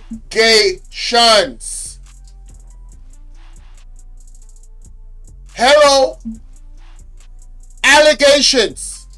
So how is it that he's going to say, oh, he's being targeted? The report was accurate. It's allegations. And it's valid that he was mentioned. This is a valid reason why he was mentioned. So this what she's saying right here don't make no sense. Very clear about his relationship with this company and his surprise that he would have been named in it. And as I said, we'll be reviewing the report and we'll make additional statements thereafter. Minister, we have a question from CVM as well, but let me also acknowledge the presence of some of our students who are here, who are studying communication as well from the university and other institutions. CVM.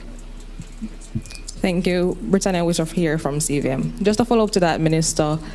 Can the Prime Minister effectively lead when his name has been linked to so many adverse IC findings? I think the Prime Minister can definitely lead, and if you see what is happening, he is leading. He's leading our country very well. Cap. I called Cap. Can you believe this lady uttered that out of her mouth? That he's leading the country well? Well, let's examine the wellness of the leadership of the country. Let's state the obvious. In his own ministry that he runs around 16 to 20,000 agencies, Office of the Prime Minister, right? You have NEPA situation, right?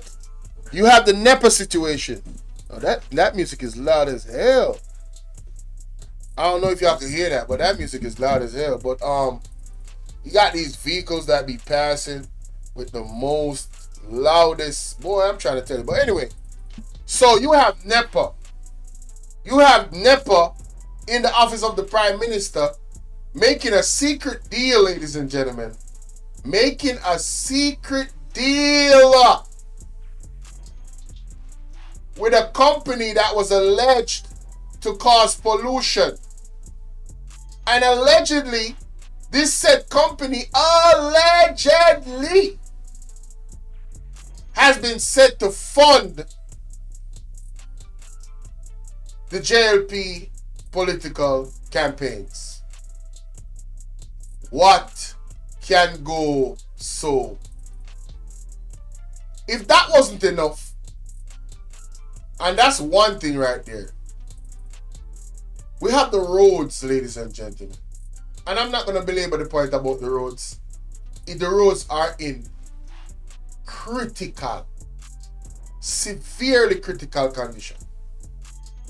The roads affect healthcare in terms of transportation with speed for persons from their homes or accident scenes to the hospital. I just played a clip earlier where it's $2,000 for one lettuce. I don't think y'all heard me though. $2,000, ladies and gentlemen, for a lettuce. One lettuce, me say now. Now, the minimum wage that they have boasted about, ladies and gentlemen, in that minimum wage, guess what? It's 100 US basically. So if you're gonna spend $2,600 upon one cabbage, how far does that money go? This is the same country that this lady says that the Prime Minister is operating beautifully, you know. Hey, mighty God of Daniel, take a wheel. This is the same country where this lady has said the man is running smoothly. Crime is exploding in Jamaica. We have gone to a new level where we now have mass unalivings. Multiple people being slaughtered. Alright? At one time in one area.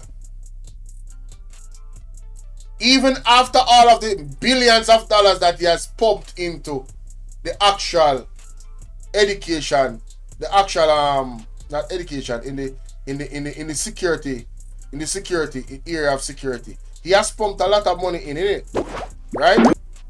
But the pumping of that money has not yielded into anything tangible in terms of them fighting crime.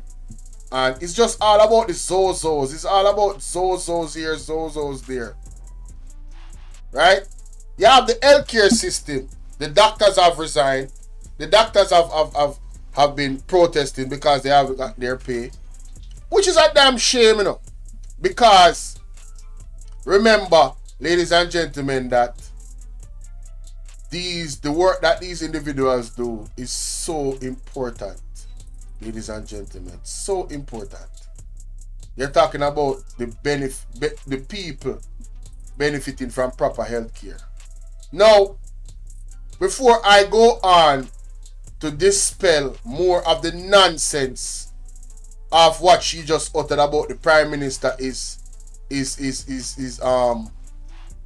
somehow running the country well, I want to know, listen to this. Who remember this? Basket. The brother said, show the basket. A government without a growth plan. That's how opposition leader Andrew Holness has described the Portia Simpson Miller administration. Mr. Holness poured scorn on the government's handling of the economy as he made his contribution to the 2015-2016 budget debate in Parliament on Thursday. More in this report from Tanika Thomas. For opposition leader Andrew Holness, the government's 3-year in office is tantamount to failure. He says little has been done to ease the financial burden Jamaicans are faced with. Making his budget presentation in Gordon House on Thursday, Mr. Holness argues that Jamaicans are worse off today than they were in 2011 under the former JLP administration. So, based off of that, ladies and gentlemen, he said that the Jamaican people was worse off when the JLP was in power in 2011. So he was bashing the PMP, right? I want to listen, you know. Listen. Oh, wait a minute, my bad.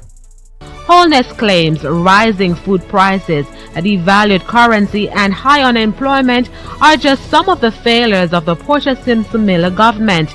To bring across his point, he returned with his favorite analogy, the food basket, demonstrating how spending power has diminished drastically for a minimum wage earner.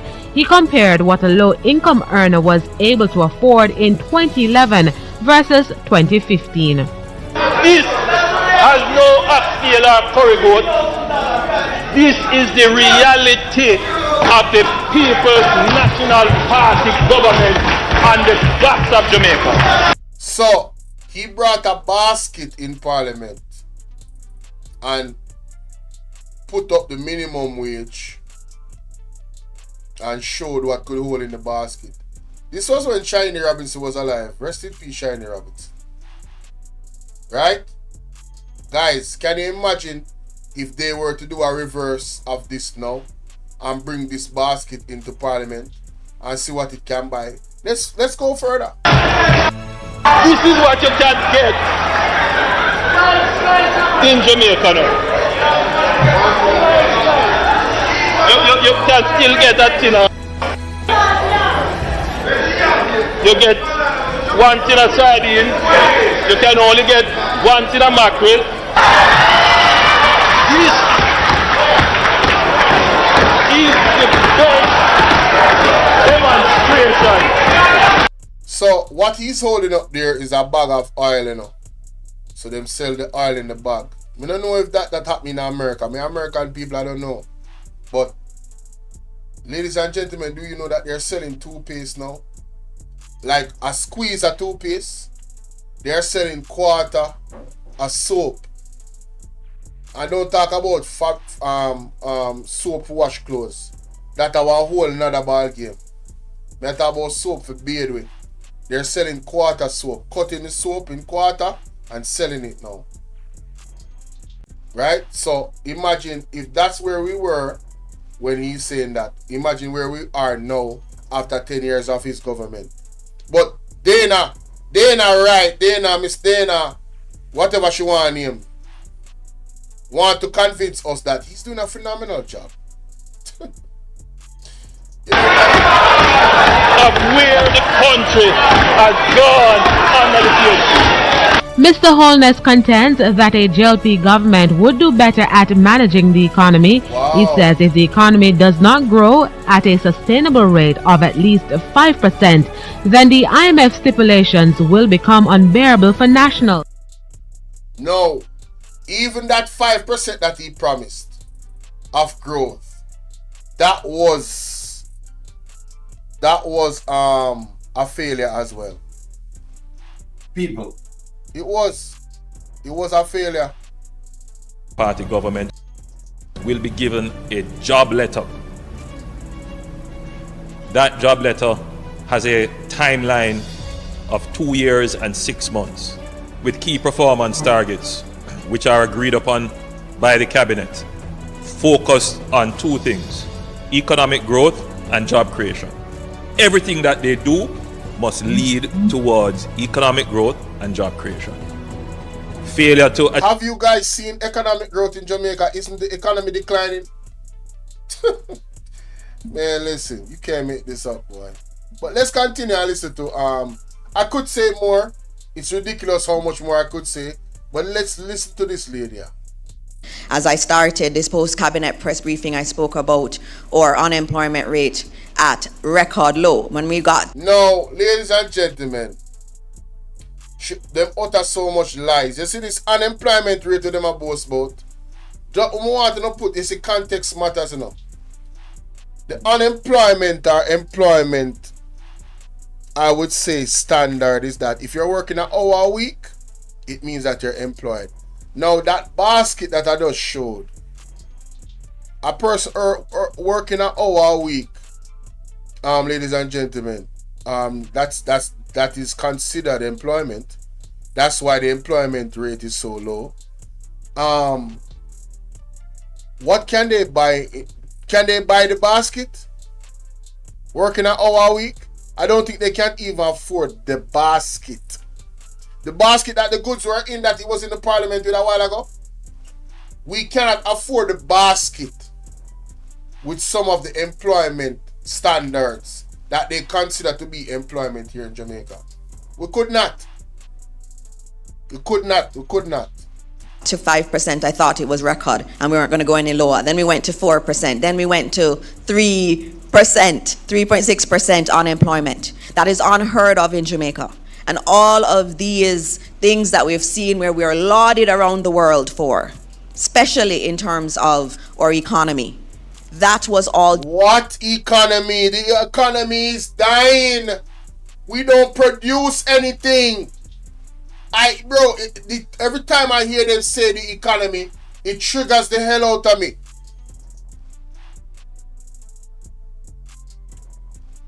Oh. Done under the leadership of the most honorable Dr. Andrew Holness. No honorable. He is the one that has led us through COVID. Led us through COVID by charging people when I wear masks. Uncle country charge people hundreds of thousands of dollars. Led us through COVID. You know what say, hey. You know what say, I now do this no justice. Let me tell you what I really want to say to that woman here. Let me tell you what I really want to say to that woman here. But me I gonna make my friend say it, cause yo, I know start that woman upset my spirit. Core of my spirit to close and straight. Father God, I beg you. I beg you, deliverance. A leader would address Parliament. The government will act. Man, nothing mash down. Are you alone for capture land? But you come out, you're too wicked. You little bit on my case. You're too wicked.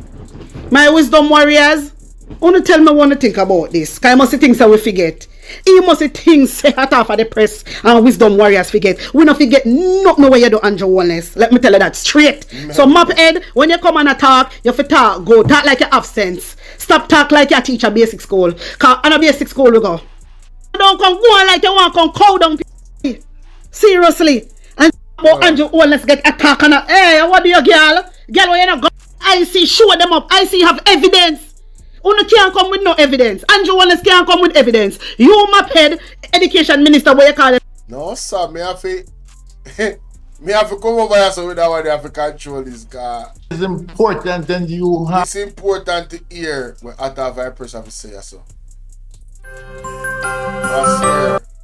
Going to Walden University really helped me a lot. Sometimes you can't have a say.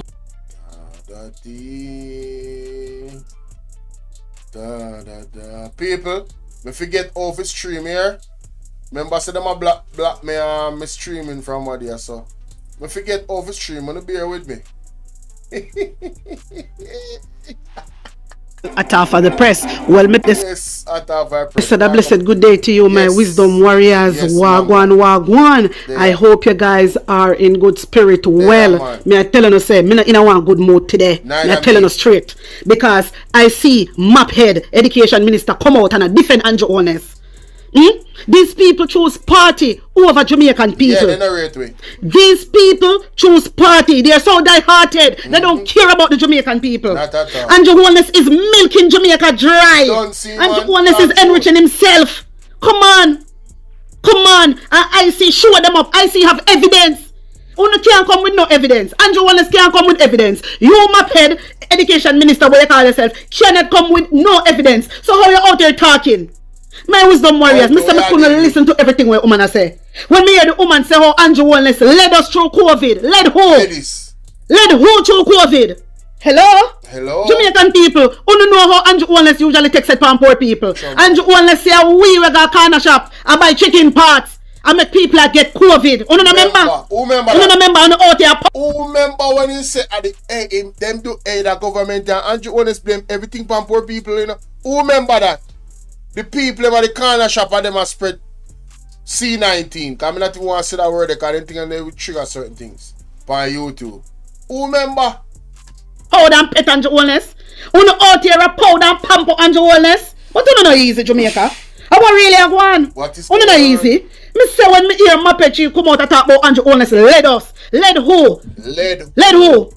Wait there. You know say how scamming the pan rise. And that's the only thing Andrew Wallace led in Jamaica. Scamming. Because him are the number one scammer in Jamaica. You know go on like say $1 trillion a baby feeding. I saw no make you look. And you know ministers, you know Jamaica Labour Party ministers, you know worthless. You know not care about the people of Jamaica. Me tired of you know. And you know if you come down now. The whole of you know if you come down now. Me no, my wisdom warriors, I don't like what I want. And Jamaican people sit back. Too easy, you know, too relax. True. You know, too relax. And you honest out here tricky labor right them. Because I could never the PNP them a trick. Could never. And I see your Maphead come out and talk about Andrew Honest led us very well.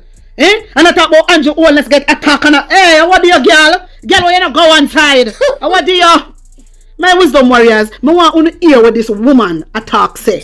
Because Jano, she upset my spirit. Listen to this. Britannia Wishoff here from CVM. Just to follow up to that, Minister, can the Prime Minister effectively lead when his name has been linked to so many adverse IC findings? I think the Prime Minister can definitely lead, and if you see what is happening, he is leading. He's leading our country very well.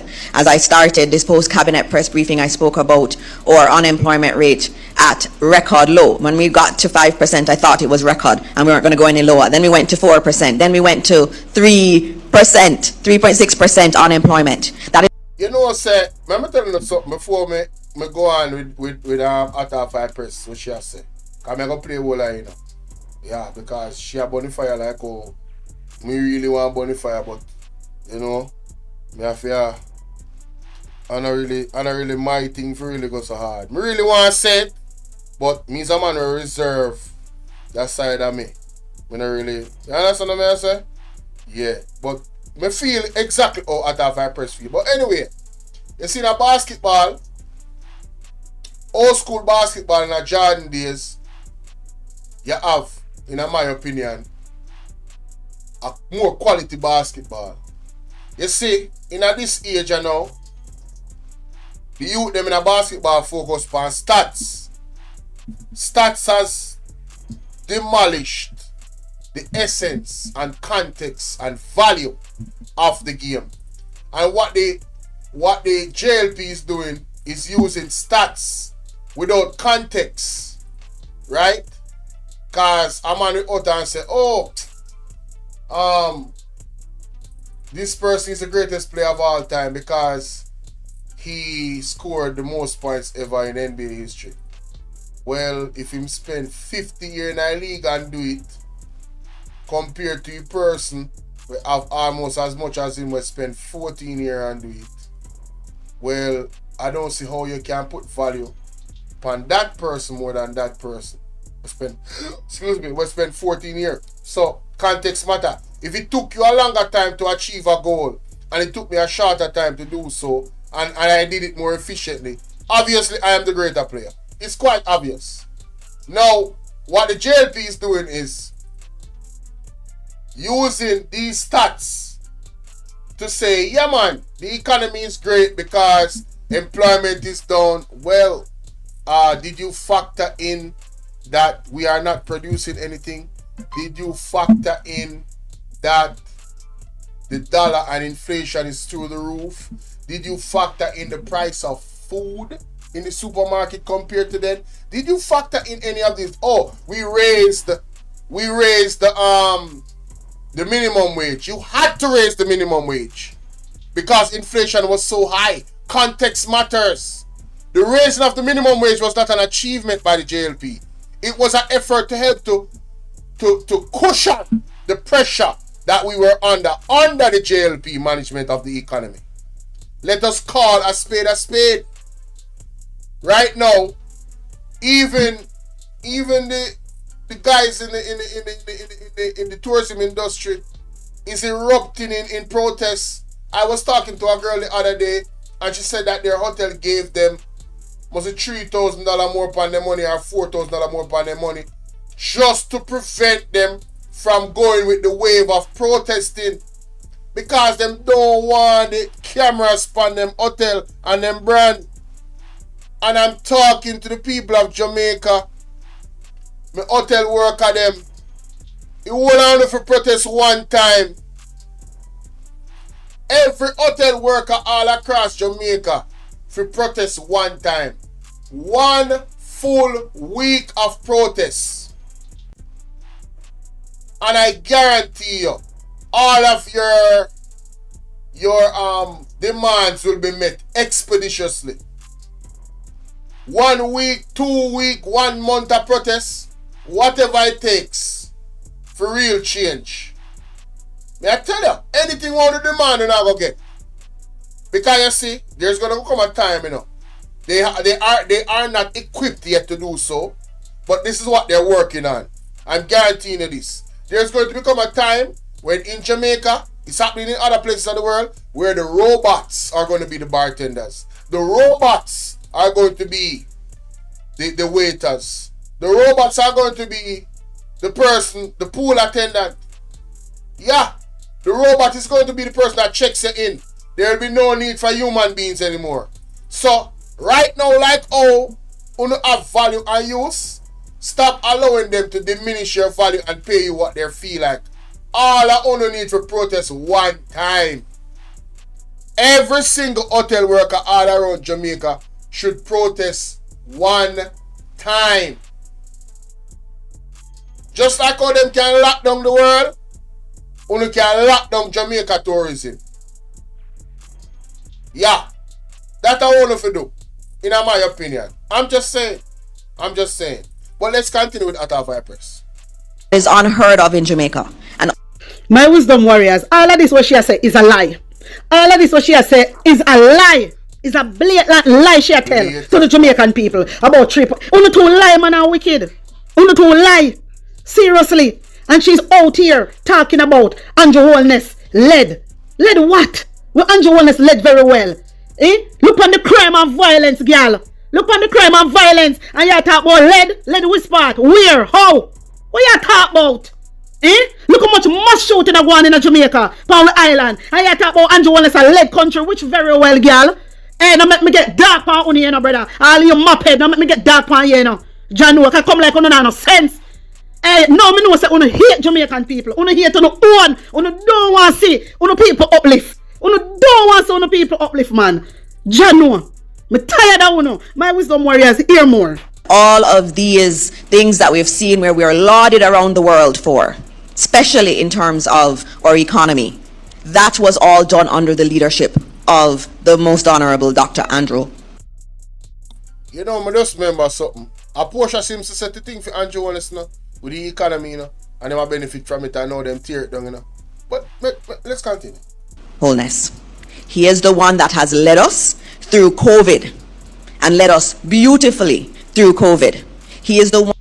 How Andrew Holness will lead us beautifully when so many people die, so many teachers die. You know, so uno forget run out of Jamaica. Uno know say run with a run on the way. Uno know that though.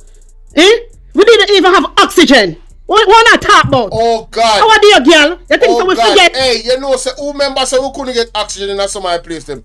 Accident is shot. And she talk about led us beautifully through COVID. That woman a Christian for true. Hey, come like you all of them a witch night Jamaica Labour Party. How would you react to that going? But it's not surprising to me because Pastor Peter Chambers and the apostle don't say on both sides, There are some people where think say these people are righteous and them something there. Them a wolf in a sheep clothing people. Look on them actions and look what the lady has said. We don't forget, so don't come go on like you want to come cow down people, brother. What I talk about? What kind of beautiful lead? We didn't have oxygen. Look how much nurses die. What you talk about, girl? That's why I say the people them for come out, man. That's why I want all the while for come out, Only Jamaican people who know what we go through during COVID. Don't listen to this girl.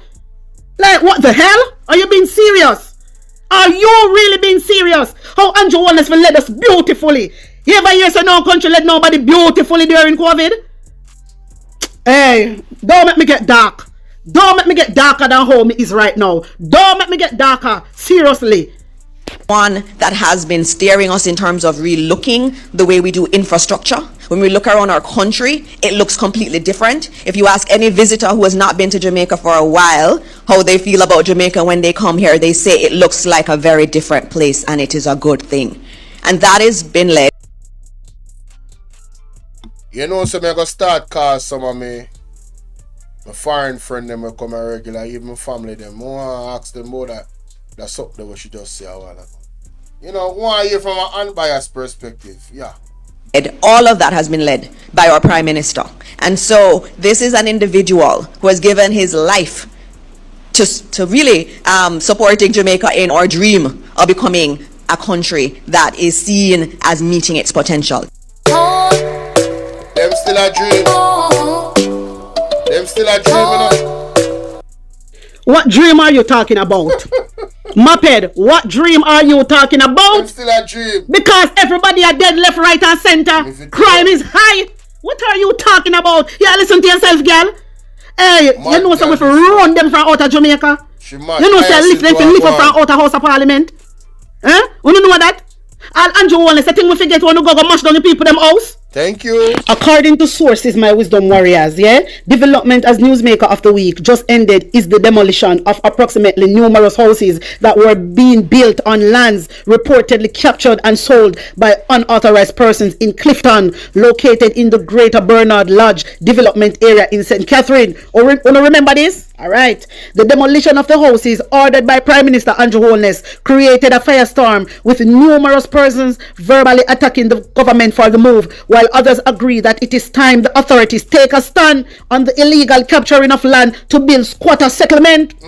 When say what go on, and the same thing Andrew Holness do. So Andrew Holness house need to mash down him apartment or whatever they want to call it. He need to mash down. You now go mash down the people them house. Yeah, and then you come back and do the same thing, Andrew Honest, with them do yesterday then capture land. You come and capture land. So for your house for mash down too. Your apartment for mash down too. Wait, Nobody no partial in this, you know. Nobody no partial in this, Andrew Honest. You understand? My wisdom warriors, hear more. On the day of the destruction of the houses, homeowners were left in tears, looking on helplessly as men on tractors work to demolish the structures. One woman in a viral video wept openly as she explained that she had paid a man 800,000 for her plot of land. As the sitting of the House of Representatives drew to close on Wednesday, it was announced that Prime Minister Andrew Holness would make a statement, leaving many to pontificate on the subject matter of such importance that the nation's political leader would address Parliament on. Andrew ordered the demolition of homes for being in breach, but yet Andrew Holness come and do the same thing. So Andrew house need for demolish too. You know hear what I say? Andrew Holness house need for demolish too. Yeah. It need for demolish too. In apartment or whatever what they want to call it. Yes. Wanna treat the citizen like shit. And Andrew Holness out here doing all these things. And nobody say nothing about it. Yet they have Muppet come out and defend Andrew Holness. And the same thing Andrew Holness do. What the people them did do. Capture land. And it Andrew Holness do. Capture land. Wanna think so we are idiot? Wanna think so we are fool? My wisdom warriors, wanna remember this? So you will never hear me bad mind nobody for them Finsack house. You will never hear me bad mind nobody for them squatter land where them a live pan. You will never hear me bad mind nobody for where them have. Madam Speaker, tomorrow the government will act to demolish those structures. You see how the Labour right them wicked. They say Andrew Holness wicked. The people them capture the land there. Now before she go in pan that part, the people, you know say I years me not watch news. So you see a lot of the things them that you know, a lot of you guys that have been following this thing day in and day out for the last few years. I don't know. So you see that situation there with the host them, it new to me. I hear about it. I only heard, you know, like sometimes mother we watch it and she say Ray, and you know, me not really going on a detail, but me I say on a serious level, couldn't the Prime Minister have done something else other than demolish these people's homes? And me I ask Jamaica, me not ask PMP and JLP. I'm asking Jamaicans, do you think the Prime Minister was right in demolishing these homes that these people were on? Whether them good morning Hyacinth. Hey, tell me the Psalms. You wanna call me? You gonna read it? Alright, cool.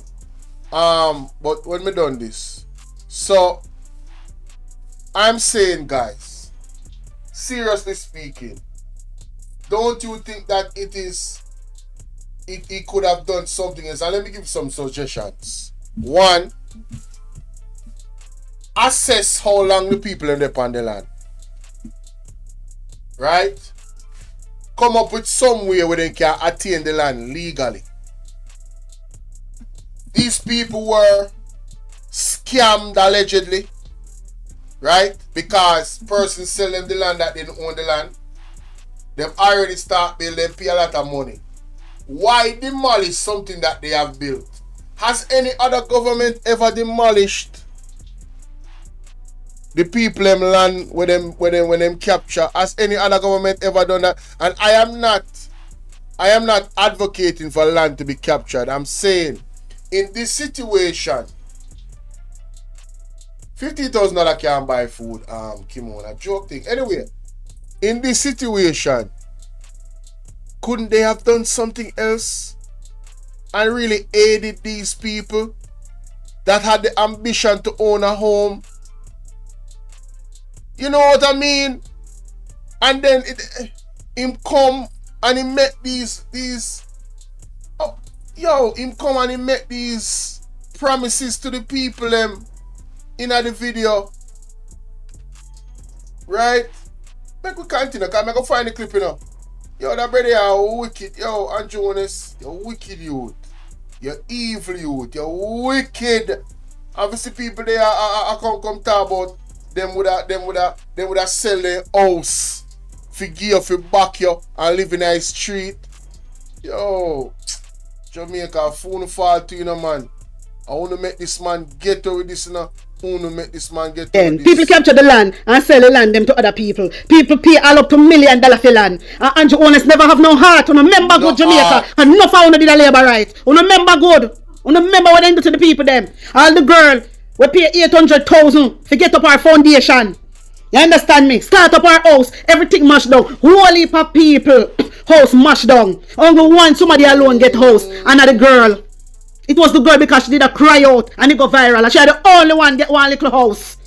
You understand me? So Andrew Honest, you come back and you do the same thing. So your apartment for mash down. I wanna say. What am I say? Oh, so for your apartment, not for mash down. Are you alone for capture land? But you come out and talk about how you not bad mind nobody. You're bad mind. You're bad mind. You're bad mind. That's why you do it. You're too wicked. You're a little bit on my case. You're too wicked. My wisdom warriors, only tell me what to think about this. Because I must think so we forget. You must think say at half of the press and wisdom warriors forget. We not forget nothing where you do Andrew Honest. Let me tell you that straight. So map head, when you come and talk, you have to talk good. Talk like you have sense. Stop talk like you teach a basic school. Because on a basic school we go. You come and talk to me like we in a 1 grade. Hello? My wisdom warriors, here are Muppet. That's what he has done. And so you may ask me, how do I feel? At least for now, until a meeting is convened with the government and the Sugar Corporation of Jamaica, SCJ, to work out the way forward. Prime Minister Andrew Holness, who visited the community today, told the residents that the area will be developed in an orderly way and they will not be left out. Kirk Wright has this primetime news follow-up. The residents eagerly awaited the arrival of the Prime Minister to hear the government's next move after demolishing their structures. Look at that. Immediately after he arrived, he can move after people, look at that. The man them destroy the people them we have built up their house. What a wicked son of a demolishing their structures. Immediately after he arrived, he convened a meeting where he made this announcement. This community and this area is about to experience a change, a transformation. We have put in place a master plan that is going to bring 15,000 houses into this area. Not for rich people. And with... You see, let me tell you something. You see, devil? You notice what I said a while ago? This place is going to receive a change, a transformation. Them have a master plan that is going to put forth 15,000 units. That is not for poor people. That, the devil is in the details. You see the last thing that is not for rich people. The devil is in the details. The last part of what I'm saying is the lie mixed in with the truth. Them have a master plan, yes. The change is coming, yes. A transformation is coming, yes. But the affordability of those 15,000 units is not for poor people. More to the listening. This is the video and the clip, guys. Listen. That the Prime Minister declared the options available. You will have options to acquire the land itself. You will have options to acquire a starter unit. And you will have options to acquire a full unit. Presently, we were modeling our target prices as to the prices that we have been giving in Catherine Estates, which is just across here. And those units are about $6.5 average $1 million. Good news, but the... Oh, how much Jamaica have $6.5 million? Hello? Wanna listening? Wanna hear the people in react a while ago? As to the prices that we have been giving in Catherine Estates, which is just across here. And those units are about $6.5 average $1 million. Good news, but the price point sparked questions of doubt about affordability. the Prime Minister assured there was no need to worry as persons will be able to obtain mortgages. So you will be able to buy your house and pay over time. The same way you're doing it now in incrementally building out. But when you go this... Now, anybody will live in that area there, that house was demolished, would I love for them calling. Would I love to have an interview with them on this program. Or them, if it's multiple of them, I would do a whole show about this story alone and these people alone. So if anybody know any of these people, I want to give them a number. 1-876-451-6535. Yeah. This road, you get your full house in a community. Some say they weren't convinced of the Prime Minister's plan. You know, don't you know that he's lying, right? Because me know a lie, I tell, right? And in the first instance, him should have found out all of them something before him dimash. Listen to that woman here. Discernment at its finest. Listen. Minister's plan. You know, don't you know that he's lying, right? Because me know a lie, I tell, right? And in the first instance, him should have found out all of them something before him demolish the building them, right? And then him come back with him foolish now. Remember, you know, him say, we are criminal, you know. Me hear in person and then him go tell you right there, say him did not say it, and me have to come up and say, yes, him say it. The Prime Minister told the people that it depends. The man said the people them are criminal and then he deny saying it. Eh? Hey. Are this a man that they say around Jamaica good? Are this a man that they say is a man of integrity and honorable? One who don't sign the code of conduct. Hey, Dana Morris. I live, hey, you need to go repent. You say you're a woman, you say you're a Christian, you need to go repent. Because I don't know how you make the devil fool you. They were scammed because the government has no record of them paying for lands in the area. Now we need to know who did you pay. We want to be able to assist. But if we are going to assist, we need to have clean hands coming to the table. Jesus Christ, you want. So basically, I tell them say them a criminal because their hands not clean. So him not believe them when they say them pay somebody for the thing. But let's continue here where Kimon, the lady says she a Christian. Me not talking about Christians. The lady says she's a born again Christian. It's not me say so. Actually, Apostle Shuttleworth call her out about it. Apostle Shuttleworth call her about it. Him call her out for him program. The man say, I heard you come on a program. She must be there one function and say it. Say she's a born again Christian. And in my words, the Apostle Jeffrey Shuttleworth don't have no reason for lie. See number there in our chat. Right? The Apostle said that she said she's a Christian. She's a born again Christian. So I am calling her out on that, saying that she needs to repent if she's a Christian. Because there's no way she can see Andrew Onis operate and say she's a Christian and she about Andrew Onis. There's no way. No way she could have ever do that. And then when you think about the Samoa agreement, the pushing of abortion, all of these things, right? The hate speech law, all of that, right? No, you see, Kimon, you have to understand, you know, we have to go off of what them say. And we have to call them to action based off of what them say. We are going to hold them to task based off of what come out and feed them out. You feel what I say? Madness, man. Warriors, here are Mapechi. That's what he has done. And so you may ask me, you know, how do I feel about this? I personally feel really bad about what is happening. And I tell you why. Because I see someone who is working really hard for our country, and who I see his reputation being tarnished month after month after month. And what does he do? He gets up every day and he holds all of us in cabinet accountable. He tells us we're not doing enough. You have to do more. And Minister Williams is here and she No, so she has saying reputation is tarnished. So you see, the whole JLP are running the narrative say. Andrew Holness somehow is innocent in this.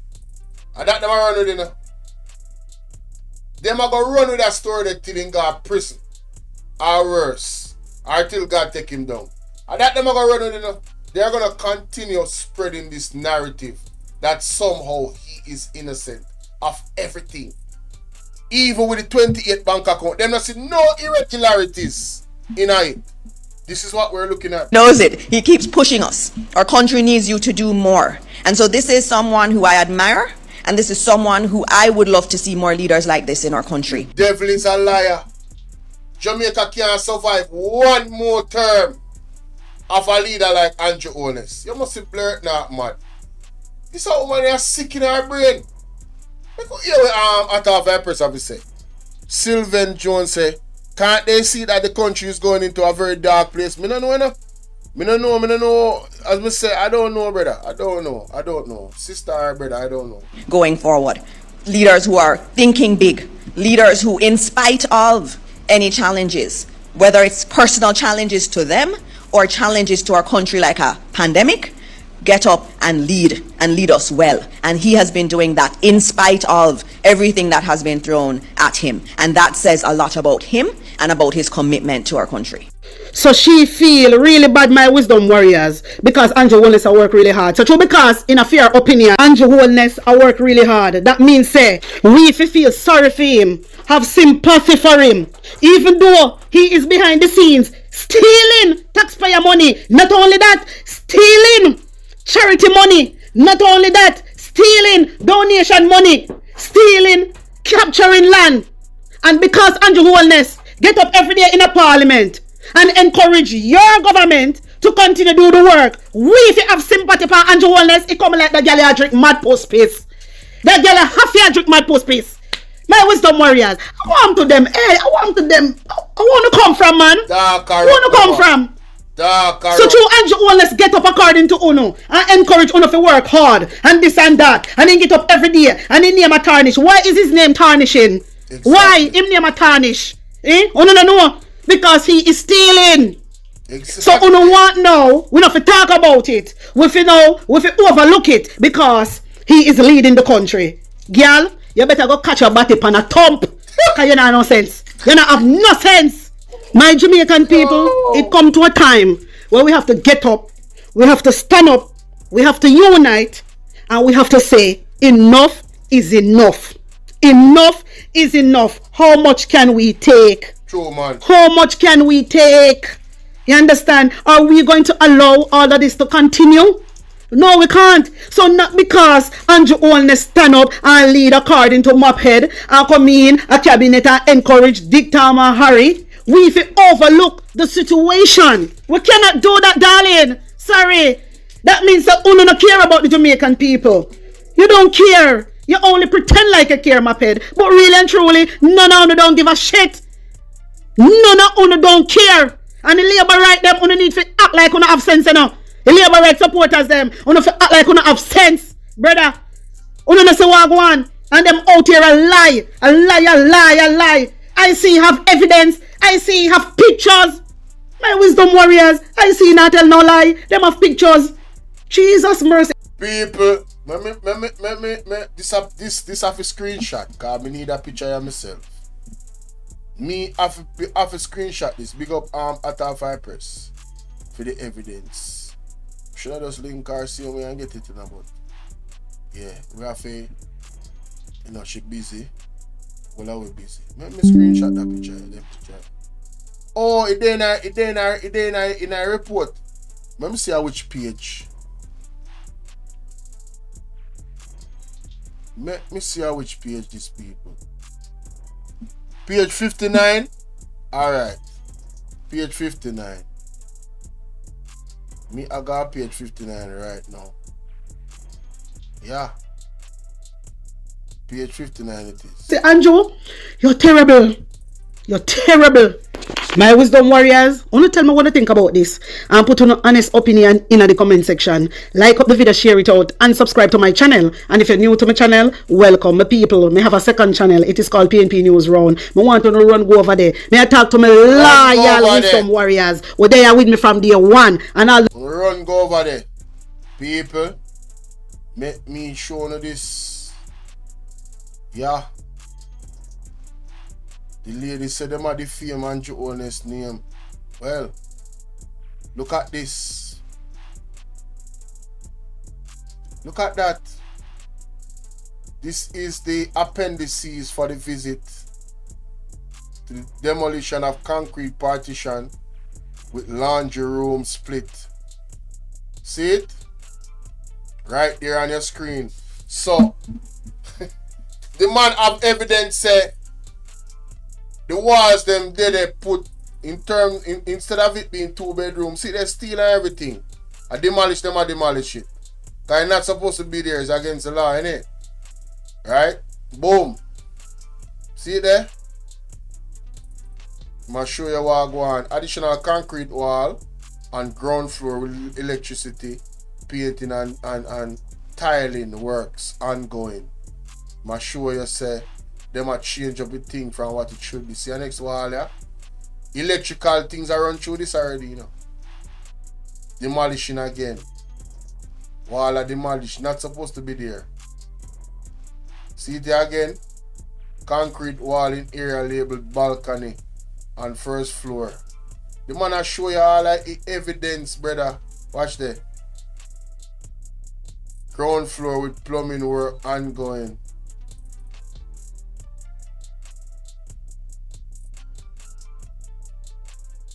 Why? Wow. Wow, this is a big disgrace. This is a big disgrace. Follow me on all platforms, Bolo VNR 2.0. We do a 4-hour live because I've been trying to catch up with all the news. I think I did a good job. Let me know what you think in the comment section, ladies and gentlemen. Alright, somebody said they want to call in and talk to me. Now, Kim Won just put she said, Andrew make way less than what I make per year. And I invest much more than Andrew Honest. And I don't have 20% of what Andrew Honest have without any investment at all. Wow. Wow.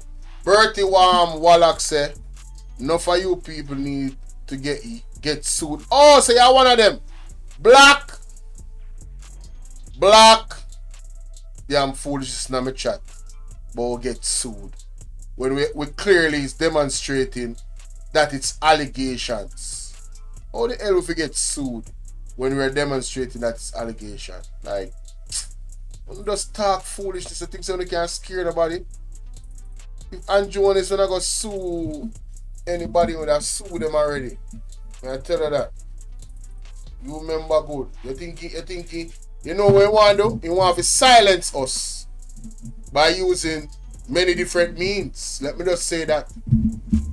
Because we're asking pertinent questions and highlighting what needs to be highlighted. No well-thinking person can look at me and tell me, say, what we are doing here, so it's like somebody attack Andrew Honest. No. You'd be sadly mistaken, sir, ma'am, whoever you are.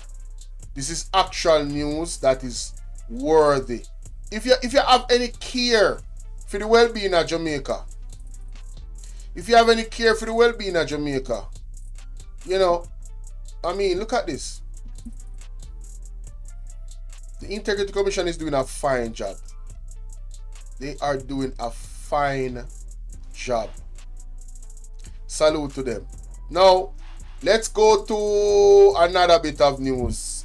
IC recommends charges for the NIC administrator in Westmoreland. This is today, ladies and gentlemen. As a matter of fact, in Segway, you remember say the voodoo man there at Jamaica, that same brother they were the Andrew Honest go to India for. I want to remember that here. People, wanna pray. As a matter of fact, make we have a word of prayer right now. Make we go for Psalms, because we need it. We need it right now. We need it. With that, the man in our country with fame, what go on with him? No, so we need this. Psalm 91. Uh-huh. He that dwelleth in the secret place of the Most High shall abide under the shadow of the Almighty. I will say of the Lord, He is my refuge and my fortress, my God, in Him will I trust. Surely He shall deliver thee from the snare of the fowler. You know, so that little accent then now go work with me. Hold on there, hold on there, hold on there, hold on there, hold on there, hold on there. That's what they call me. God have mercy.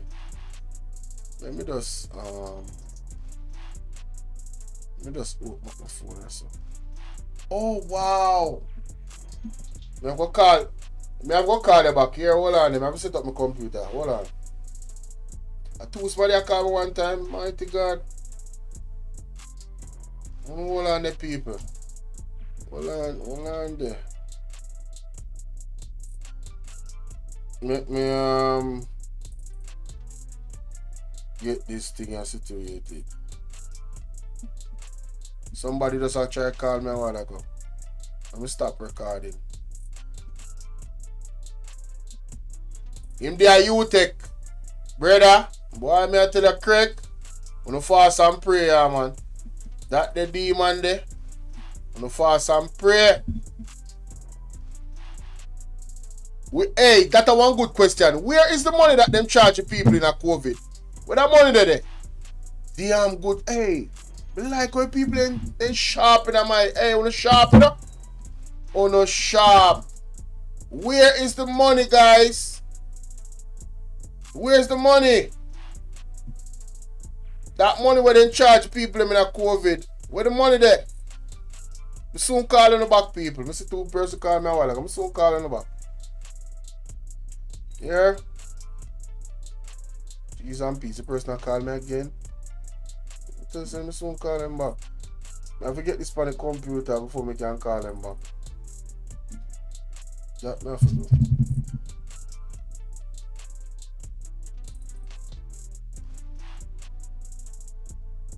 Yeah, I forget it on the computer. I don't know all on the people. No, just bear with me. Alright, this person, two person called me a while ago. I'm gonna call this person first. So going on so. Headphones. You can hear them. Alright. Yes, brother. Morning. Alright, blessings, my general. You have 5 minutes here because somebody else are Yes, calling I the have same no time. problem. Just speak. That woman, is she declares she's a born again Christian? Yes, according to Apostle Jeffrey Shuttleworth, I covered most of his content from the other day, right? And I heard him said that he saw her at a function and she claimed that she was a born again Christian. So he was questioning her why she hasn't spoken up about the things that Andrew Jones has signed off on. Like the Samoa agreement and stuff like that, that directly goes against God and everything. So it is documented, yes, that she has claimed that she's a born again Christian according to the prophet. Go ahead. Well, this is a sarcastic saying now. But if she is, then I am an astronaut. and I went to Mars. Hold on now. May I give back your time? Can we take out 1 minute or 5 minutes? You hear me, I say? She can be a born again Christian enough, but she can be deceived because remember, say even the elect can be deceived by the devil, you know, and it's millions. You know. You feel what I say? So I'm at the point where I believe that these people are truly either one under some type of spell, right, or they are just deceivers. But go ahead. Well, let us put it, deceivers, because the Holy Spirit will direct you. Direct you, and you can never ever be a born again, and you suck up to all these criminalities. You can never ever, and I repeat my mantra: if she is, I'm an astronaut, and I went to Jupiter. Yes, man, I went to Jupiter. Yeah. She was talking. Oh my God. No, this government, you know, the new name is a scandal or corruption, a day or two. Every day is a different ball game. So, brother, and I want to ask the government, the opposition a question. You you can answer me too. If it was the JLP, PNP was in government and make so much missteps, you think they could be in power until now? No, sir. The first Bolo, the first one, the debushing scandal, they have to resign en masse. Right. Look at the youth care scandal. Right. You know, I am telling you. You know, more like you have my number. This is a challenge for every single person that have my number. And if you don't have my number, take my number. It's in the description. I want you guys to send me everything you know in terms of the scandals about. I mean, I talk about documented. I talk about me can go a newspaper article. Me need if you do a hearing review, and me need if you do a review about the JLP, like since them day in power, what has happened with them? Yes. Yeah. Well, I don't want to say them thing there. Yeah, man. And the other thing you see, I would love to have a program where we speak about the achievements of the PNP. Well, I think the PNP needs to do a better job of that. Them have to do exactly. I said that. Yeah, I mean, even Omar Davis said it. They need to do a better job because what they are doing is like the JLP is changing the narrative by using their power in the media space because they have a very powerful media machine. You know.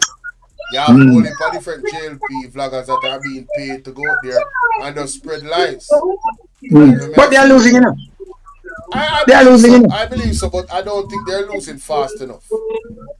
Yep, you'll be surprised to know. They are.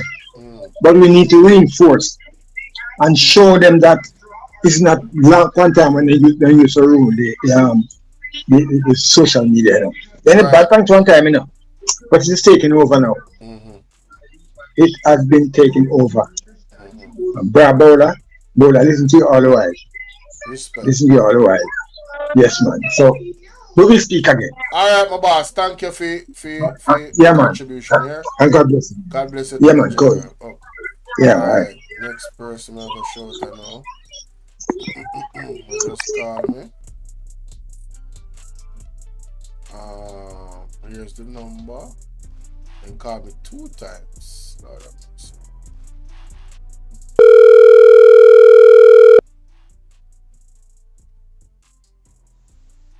Hello, good morning, Brother Bolo. Good morning. How you doing? Great. Thank God for life. Yes. Definitely. And I just wanna thank God for the wonderful job that you guys are doing. I am jumping from here to there, but this morning I was led to read this chapter. Please. And it said, and the Spirit told me to call you, to tell you ask you to let me read this chapter. Yeah, man. Yes. So this is Psalms 37. Psalms 37, because I see and I understand what is going on. And I know that this is something heavy upon Jamaica. And this is a heavy attack on Jamaica. And I want to encourage the people of Jamaica to wake up, to fast, to pray. Don't be afraid of what is happening. Don't be afraid of what is happening, because fear will cripple us. Fear will paralyze us. But what we need to do, we need to put our trust in our Heavenly Father. We need to put our trust. We need to trust Him with all of our heart, because He is the author of our life. And what is happening it doesn't caught Him by surprise. I see this lady who prayed in there. I'm not saying that He's not praying, but the Lord says, if I regard iniquity in my heart, He will not hear my prayer. And to see her sit down there saying that she's praying to God and doing so many evil things to the poor people in Jamaica, if they think that God is pleased with that, but God is calling the people of Jamaica to wake up, to rise up, to stand up, to unite. The portals of demonic system is open upon Jamaica, but we need to understand that the power of God, the power of the devil is limited. The power of God is unlimited, and God is in control. God is in control. And the psalmist says, Psalms 37 says, fret not thyself because of evildoers, neither be thou envious against the workers of iniquity, for they shall soon be cut down like the grass and wither as the green herb. Trust in the Lord and do good, so shall they dwell in the land, and verily thou shalt be fed. Delight thyself also in the Lord, and he shall give thee the desire of thine heart. Commit thy way unto the Lord. Trust also in him, and he shall bring it to pass. And he shall bring forth thy righteousness as the light, and thy judgment as the noonday. Rest in the Lord, and wait patiently for him. Fret not thyself because of him who prospereth in his way, because of the man who bringeth wicked devices to pass. Cease from anger and forsake wrath. Fret not thyself in any wise to do evil, for evildoers shall be cut off. But those that wait upon the Lord, they shall inherit the earth. For yet a little while, and the wicked shall not be. Yea, thou shalt diligently consider his place, and it shall not be. But the meek shall inherit the earth, and shall delight themselves in the abundance of peace. The wicked plotted against the just. The wicked plotted against the poor, and gasheth upon him with his teeth. The Lord shall laugh at him, for he seeth that his day is coming. The wicked have drawn out their sword and have bent their bow to cast down the poor and the needy, and to say such as be of an upright conversation. So when people stand up and speak against the wrong things, you're going to have people that the enemy is using to call evil good and good evil. And the Lord is angry with those who is fighting against the poor. God is not happy. God is not happy. The wicked have drawn out the sword and have bent their bow to cast down the poor and needy, and to slay such as be a upright conversation. Their sword shall enter into their own heart, and their bow shall be broken. A little that a righteous man is better than the riches of many wicked, for the arms of the wicked shall be broken, but the Lord upholdeth the righteous. The Lord knoweth the days of the upright, and their inheritance shall be forever. They shall not be ashamed in the evil time, and in the days of famine they shall be satisfied. But the wicked shall perish. And the enemies of the Lord shall be as the fat of lambs. They shall consume into smoke, shall they consume away. The wicked borrow it and pay it not again, but the righteous show it mercy and give it. For such as be blessed of him shall inherit the earth, and they that be cursed of him shall be cut off. The step of a good man are ordered by the Lord, and he delighteth in his way. Though he fall, he shall not be utterly cast down, for the Lord upholdeth him with his hand. I have been young, and now I'm old, yet have I not seen the righteous forsaken, nor his seed begging bread. He is ever merciful and lendeth, and his seed is blessed. Depart from evil. Depart from evil. Depart from evil, and do good, and dwell forevermore. For the Lord loveth judgment, and forsaketh not his saints. They are preserved forever, but the seed of the wicked shall be cut cut off. The seed of the wicked shall be cut off.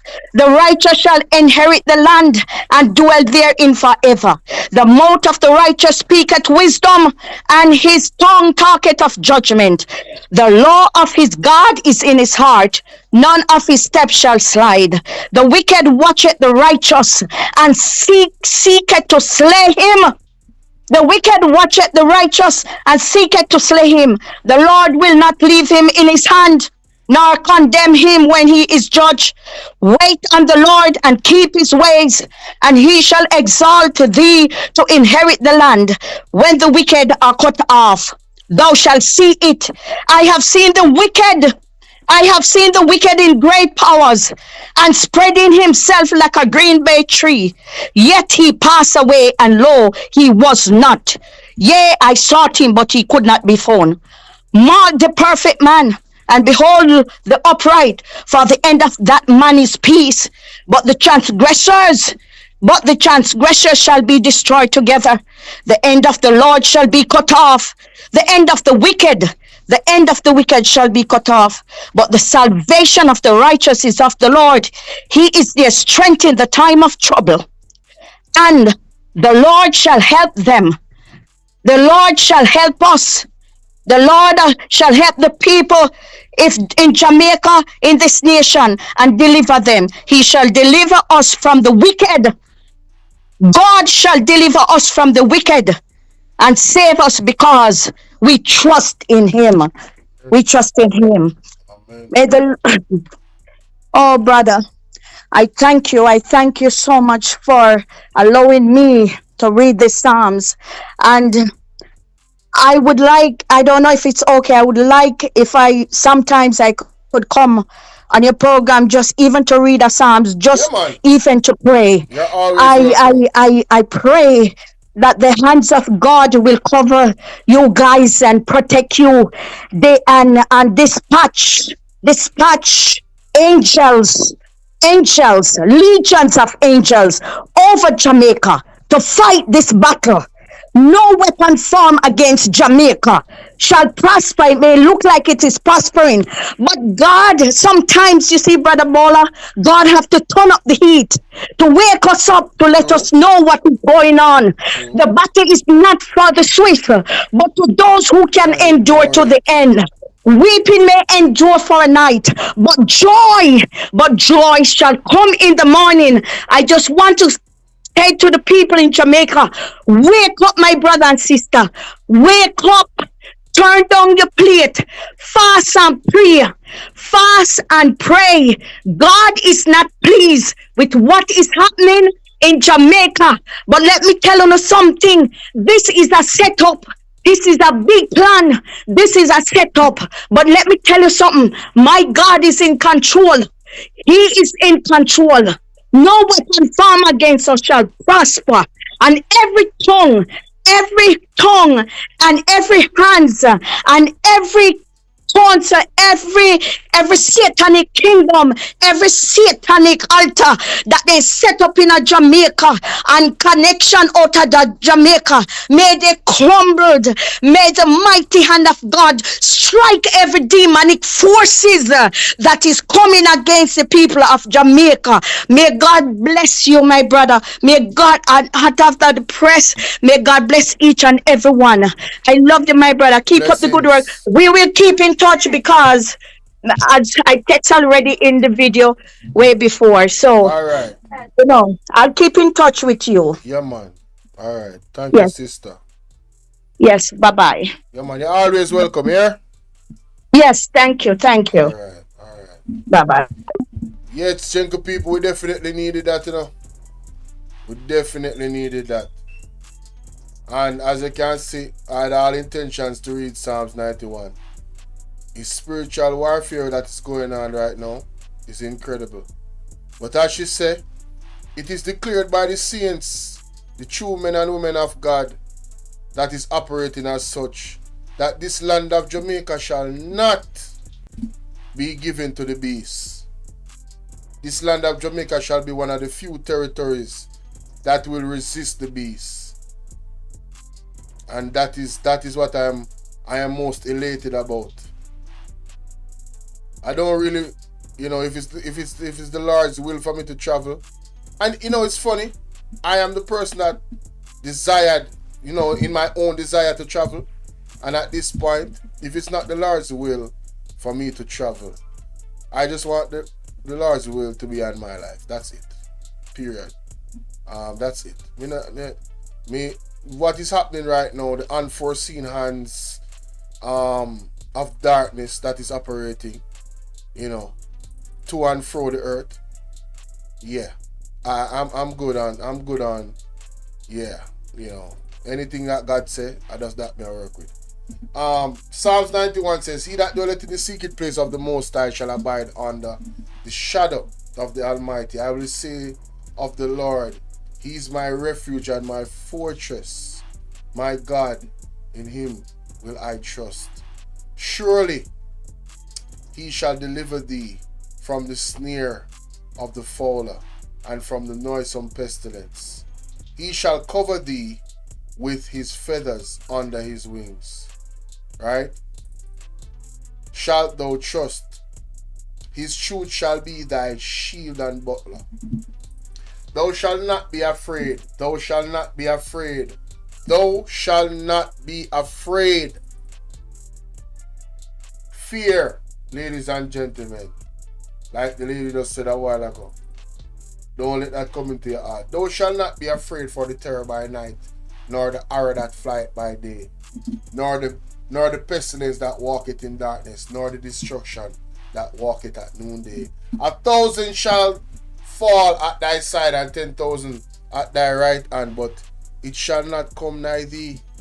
Only with thine eyes shalt thou behold and see the reward of the wicked, because thou hast made the Lord, which is my refuge, even the Most High, thy habitation. There shall no evil befall thee, neither shall any plague come nigh thy dwelling. For he shall give his angels charge over thee, to keep thee in all thy ways. They shall bear thee up in their hands, lest thou dash thy foot against a stone. Thou shalt tread upon the lion and adder, the young lion and the dragon shalt thou trample under feet. Because he hath set his love upon me, therefore will I deliver him. I will set him on high, because he hath known my name. He shall call upon me, and I will answer. I will be with him in trouble. I will deliver him and honor him. With long life will I satisfy him and show him my salvation. This is the word of the Lord. Thanks be to God.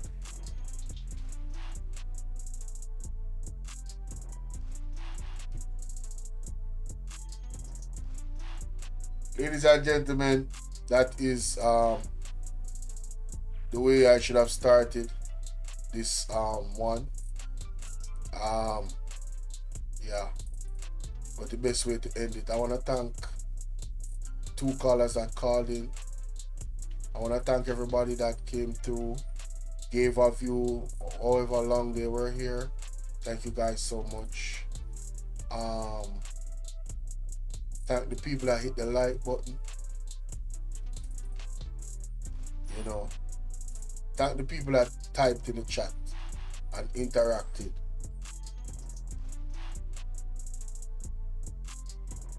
May I tell you, unique Ray, may I tell you. But Kimon, would I love you call me, Cause you just explained something a while ago, eh? Why may I tell you make more money than Andrew and say you have the same asset them like him. That is incredible. That is incredible. But if you make that type of money, they probably don't want to call in. So I understand. Amen. Thank you, Lord, for delivering your people out of the hands of the wicked, evil fear and his army. The battle is the Lord. May I tell you? Amen to that. Amen to that. But guys, I got to go. Thank you guys again for coming through. See y'all later. Like, share, and subscribe. Don't keep it to yourself. Alright? Peace and blessings.